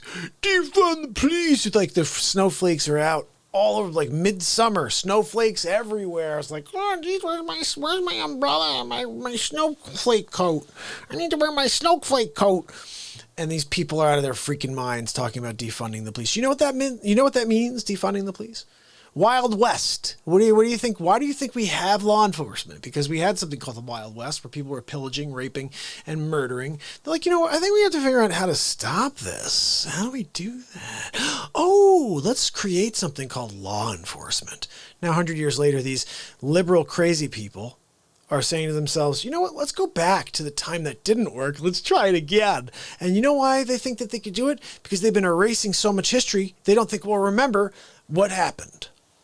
So, my friends, without further ado, this is Donald Trump's vision of something a little better than police reform, really. Or maybe this is police reform, really. Let's see. Come on, give it to me. Hammerl and Jameson in the studio, ripping the lid off. Donald J. Trump putting together an elite task force of special operatives. Thank you. Thank you. Please take a seat. Thank you so much. I'm here to talk about police reform. Of course, it's the hot topic subject out there, besides the race war, of course. But I thought what we should do is reform the police departments. And we're hiring some heavy hitters to help us on the streets. A couple that you may not know about. As you've heard of Cobra, no doubt. Sylvester Stallone. He'll be coming out of retirement to play Cobra in the United States Police Force. We need to have all kinds of superheroes that are great police, like Dean Cain. Thinking about calling Dean Cain. He played Superman once as well. And also Steven Seagal will be coming out of retirement, taking his ponytail out and pushing people and flipping them over with his Steven Seagalness. And look, I'm thinking about also calling in Chuck Norris because, as you know, he was Walker, Texas Ranger. If we could use Walker, Texas Ranger to maybe help us save the police departments. So we're thinking maybe, I know we had a problem, but I'm thinking about calling up Arnold Schwarzenegger, kindergarten cop. That's right. He's a very, very gentle police officer. Also, we're hiring Peter Weller. That's right, RoboCop. We figure maybe we could get RoboCop out there to start fielding some criminal activity. He doesn't see color. RoboCop does not see color. He sees crime. So I'm thinking about bringing RoboCop on and making lots of RoboCops. Look, it's 2020. Why don't we have RoboCop 2020? Peter Weller edition. I already called him. I already called Peter Weller. You called Weller? Yeah, that's right. RoboCop. No racism here. It's RoboCop. He sees crime. RoboCop sees crime, guys. Don't even get fresh. So that's the bit right there. Hey, Brett, how are you? Oh, let me see. Brett has something to say here. I'm losing my mind. This evil reigns deep. Lord help us. This has been a hard, hard day. I can't trust anything because the psychological warfare on us and the crimes against humanity, how could they? I know, it's absolutely crazy. It's absolutely crazy. Oh, my goodness. Hadley's taking me up on the Joker. I forgot to do the Joker. Wait till they get a load of me. Hey, Batman, wait till they get a load of me. I got you now, Batman. I'm going to shoot you in the face because I'm Jack Napier. Jack Napier, that's right. I'm going to have to watch it. Oh, wait, hold on. You got to get the Joker's Inside Sinister Laugh down, yet the best one yet is Heath Ledger's. Okay, I'm going to have to check that out. Well, that's why you're right, Brett. This show is prayer. This show is prayer without speaking, having to break it into it in that way. But there are lots of moments that are very, I would say, even deeper and more palatable than sitting in a church and trying to listen to words from 2,000 years ago and trying to be inspired by them. I'm truly thinking that the only way for us to get through is to platforms like this, is for us to come together. And again, I want to just pop on a few of these just so we could see, because I think right now Britt needs this, guys. Britt, you missed this earlier. I found all my quotes. I'm going to share some with you. When was the last time you went out of your way for someone other than yourself? If you light up for the happiness of others, a positive momentum will begin to grow. Let's see. I'm just going to roll through some of these. These are, if you were looking for a light, I'll be there for you.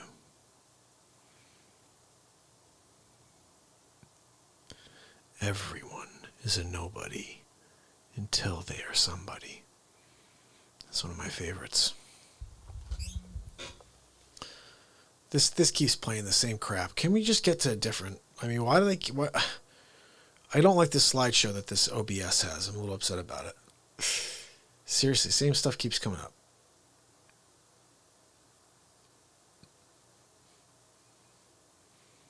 Give me something new here. There we go. Keep trying to slow me down. I live in the moment and your tricks don't work on me. 608 days of being in a freaking cave. Nothing's going to stop me but me.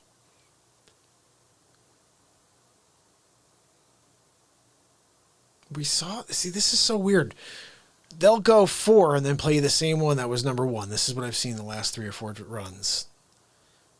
When I ask you, true emotion is what I seek in a world so cold and bleak. I strive to show it is accepted to love each other and get connected, my family. If someone says you can't smile and thank them for the fuel. Right there. Read that one, Britt. If someone says you can't smile and thank them for the fuel, your light is amplified by the love you give to others. Your light is amplified by giving. Think about that. I love this one.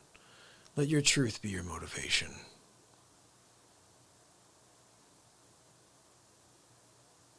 The laughter is so good. We're going to get right back to that. Guys, how about this? If you believe it, I want to see fire coming out of you. I don't want to see you just doing it a little bit. Wendy knows. Don't ever lose hope. Life is hard. It's a hard road we all must travel. Nobody has it easy, even if you think they do. Stay the course. The real treasure. The real treasures in life are earned. Each failure shapes you into someone prepared for success. I wrote all these in about a 2-month period about a year ago. If you were looking for light, I'll be there for you. Yeah, we saw that one again. But it's true. I'm here every day. If you're looking for light, I'll be here. All right, come on, guys. Seriously? I got 150 quotes in there. They keep playing the same 2. I can't stand this stupid... I'm going to take it off of random and just have it run in a circle. Where you see yourself in 1 year is the awareness. Visualize a positive you, then become it. If this thing plays the same one, it keeps playing the same ones over and over, guys. It's kind of pissing me off. Let me see if there's a way I can... I know we're going to get back to the funny, but check this one out. Helping others pays out a different type of currency. Helping others pays out a different type of currency. How about that, my people? Oh, freaking stupid thing. We don't need to see the same. When you have 150 of different versions, why would they play the same thing? Oh, all right, let's do this. We're going just as normal. Don't listen to the noise. Listen to your heart. It knows you better than anyone else. There you go also, Britt. Don't listen to anything but your heart. It knows you better than anyone else. There's a couple that are going to hit. Everything we know and love comes to an end. It happens when you least expect it and you're never prepared. Let everyone you care about feel the heart within you. True emotion is always, we saw this one already. To love each other and get connected. Let's make it happen. The secret to life is hidden within the process. Yeah, we have to play through these for Britt right now. She needs it. I always say people tune in when they're meant to and they get what they need to. This is the last time you're going to see these because I got rid of the random thing. They should just go direct now all the way through the end. There you go. Read that, Britt. A faith in yourself stronger than any manipulation. You are one step away from tapping into the power of your unique genius.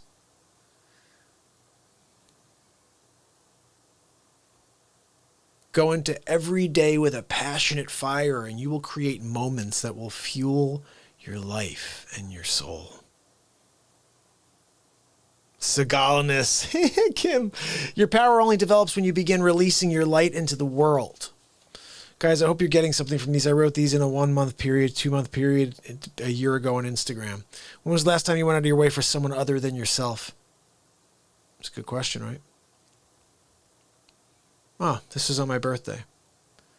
But changes will you make? The question is, that's what I ask myself. I always think about what could I do better next year, you know?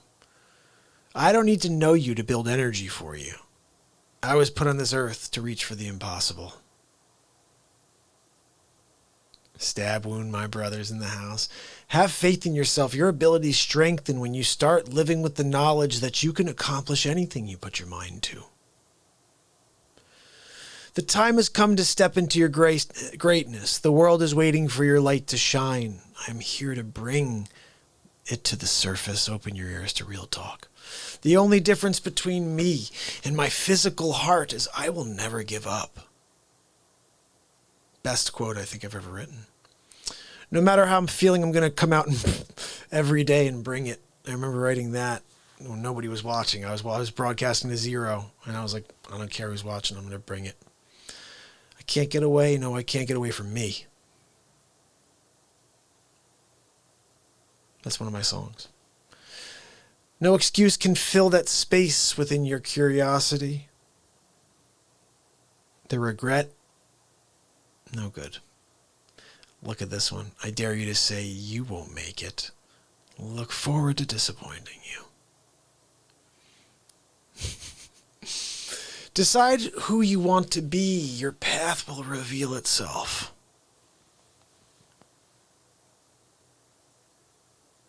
I love this. Don't change you just because someone else needs changing.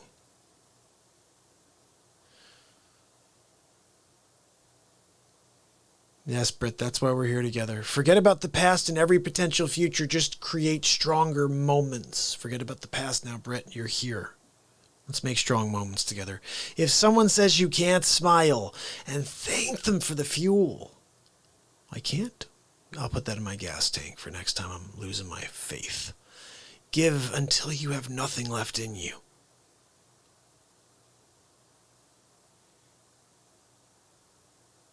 Your strength comes from giving. Share yourself, find your soul.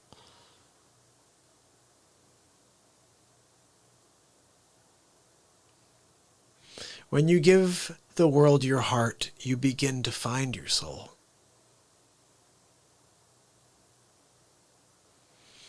Helping others pays out a different type of currency. I love that one. If you guys have any doubt I'm meant to do something here, this is it. This is 100 days ago I made all these. Leave an imprint on this planet.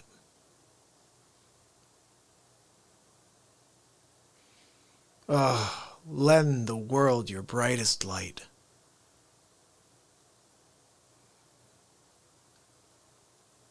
The world needs your light to shine brighter than the sun. Hope you guys don't mind I'm running through these. There's like another, I don't know, 6,000. Just kidding. Maybe another 30 or 40. But look at this. Look at that. Everyone is a nobody until there's somebody, guys. I'll bring some energy into this. 3 hours and 41 minutes in. How about this? This is the only moment that you can alter.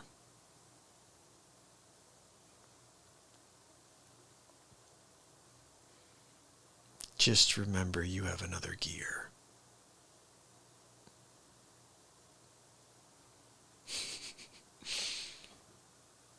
Yep. The most important moment in your life. Yep. Every second.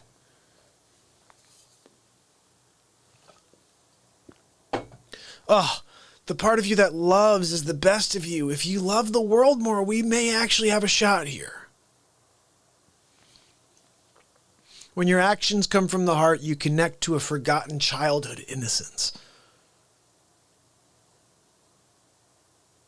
Yeah, there's a lot of corny ones, dude, but that's what I am. I'm a passionate person. Deal with it. Don't ever lose hope.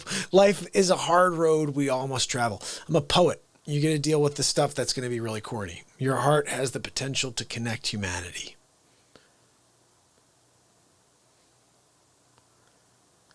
Nothing is worth sacrificing your happiness over. How about that, Scott? I was doing 3 a day, like 4 a day. I was popping them out so quick. Stay the course. The real treasures in life are earned.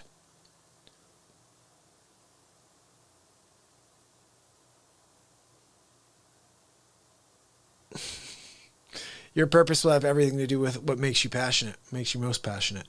I got something here about 2. You'll see it, Blick. If peace is what you seek, begin offering light to everyone in your path. Big change starts small.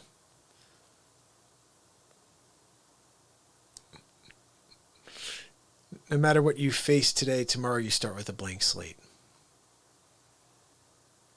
That's right, Britt. Oh, I love this. Doctors said smoking was fine. In 30 years, they will look back at mobile tech and children and say, what were they thinking? The answer you seek is not inside of a book. It's inside of you.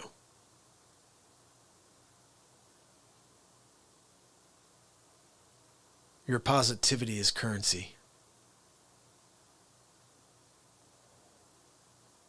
World Debt, thank you so much, buddy, for coming out tonight. Only one way to live. Put every piece of you into everything you do. I like that one. That dude's got some messed up arms, though. I'm just saying. Is that it, dude? No. Tomorrow is not a thing. There is only now, and that can end any second. Make moments that matter. A lot of these are around the same central premise that the second is the only thing we can accomplish. If you believe it, I want to see the fire coming out of y'all. All right, that's good enough. So let's get back to some laughing. 3 hours and 45 minutes in. World Debt. I'm going to play a little something to get everybody laughing a little bit here. We got to get Britt's spirits up now. I just want to play some of those quotes for you, though, so you could see them, Britt. And let's see what we got over here. How about we play you? I'm going to play something that would allow me to go upstairs and grab a little bowl of cereal or something because it's 2:20 in the morning. And I'm hungry. I haven't eaten anything else. I go from thing to thing and then I'm like jumping on the air with you. All right, here we go. Donald Trump Show. Episode 28. This is the second debate. There wasn't a second debate, Mark. Oh, really? It's Hammerl and Jameson live from the studios. We head to Donald Trump for episode 28 of the Donald Trump Show. Thank you. Thank you for joining me at episode 28 of the Donald Trump Show. Tonight we continue delving in on the first debate. Some of the outtakes that you didn't see on the live performance, it was taped prior, right? There's a lot of footage that's going to come out in the coming days on Real Talk. Anyway, let's get to it. Let's see what we got here. Our first question of the day goes to Vice President Biden. How do you keep so calm and collected during the pandemic? Lots of naps. Mr. President, really. please stop interrupting. Well, look, my Aunt Judy told me that I could get through this complete debate without falling asleep on camera. I think she's right. But look, but this guy, I can't get a word in edgewise here. He continues to. I'm telling you, my Aunt Judy said that we gave him almost 4 years. I only have 47. I need 4 more to get the job done. Are you serious? He says he's going to do that? Sleepy. Sleepy. Wake up. Holy cow. It's like, are you even hear the words coming out of your mouth?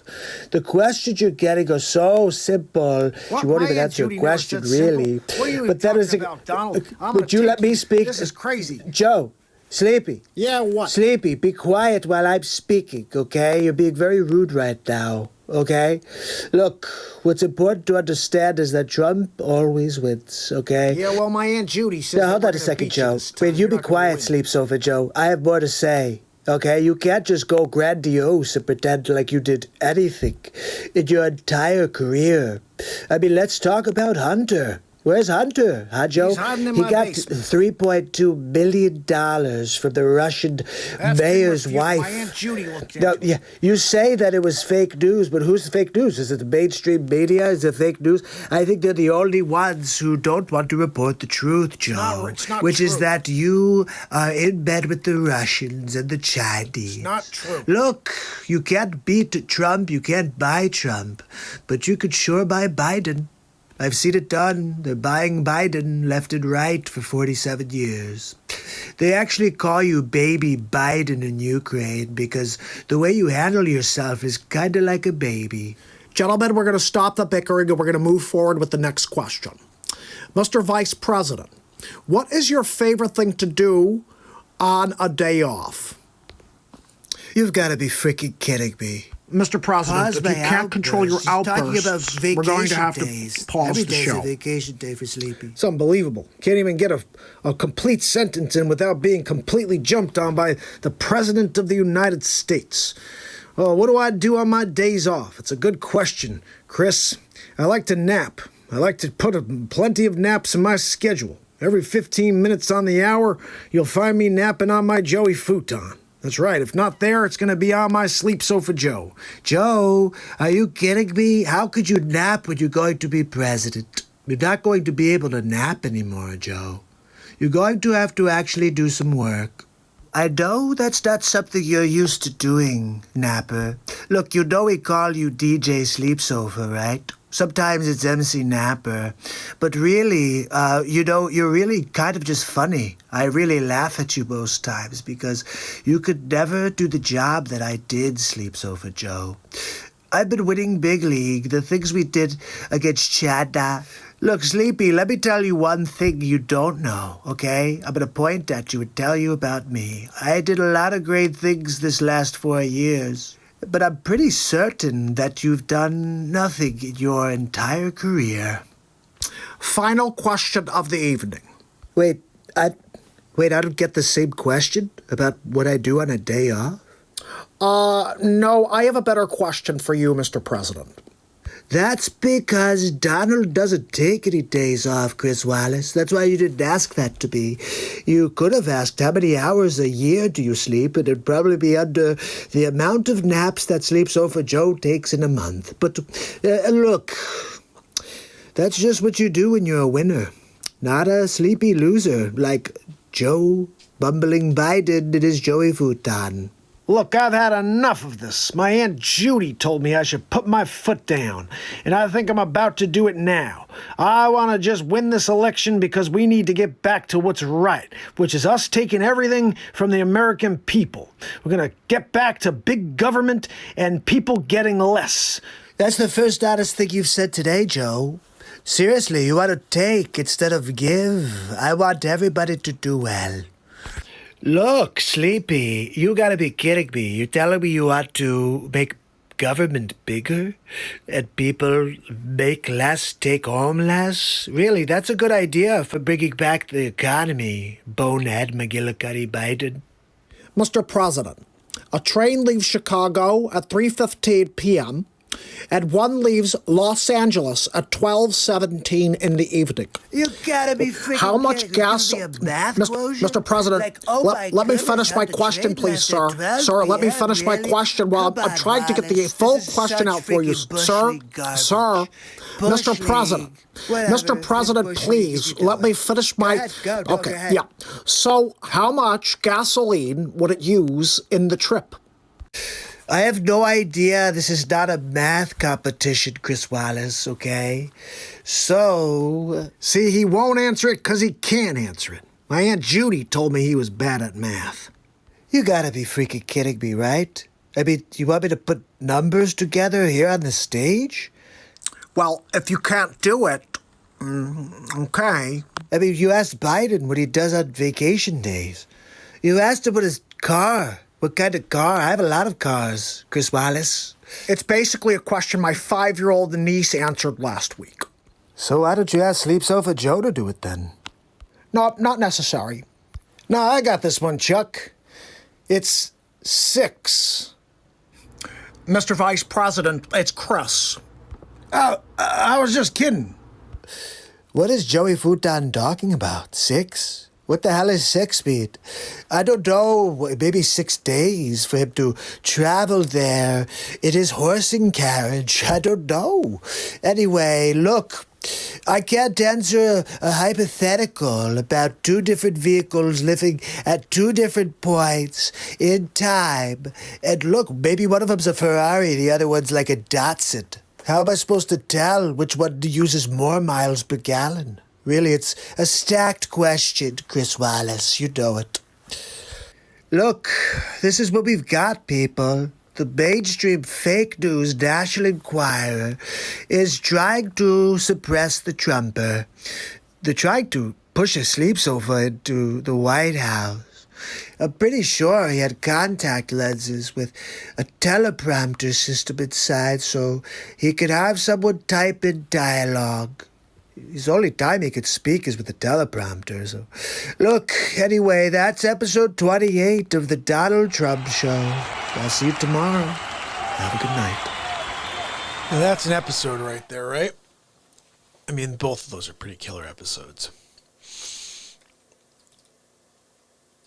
I did a flip. I went from fan to heat in like a split second. Crazy. Let me play you. I think we were in the middle of playing a certain episodes here. I'm going to break out and play something else. Let's see what this is. I'm going to pick out random stuff and go with it. Yes, Jim. Yes, what do you say to the American citizens that believe that you bungled this entire operation from day one? That's a stupid question. Stupid. You know, I'm getting kind of sick of the fake news. Let's make Trump look really bad. Who wrote that question? Who's paying you, Soros? Yeah, who got you to ask that stupid question? It's my question, Mr. President. You wrote that? No, you're not smart enough to write that question, Jim. No, I don't think so. Jim, I just got to ask you, how the hell did you get this job? You're a terrible reporter. Mr. President, the people want to know. Stupid question, right? Who's next?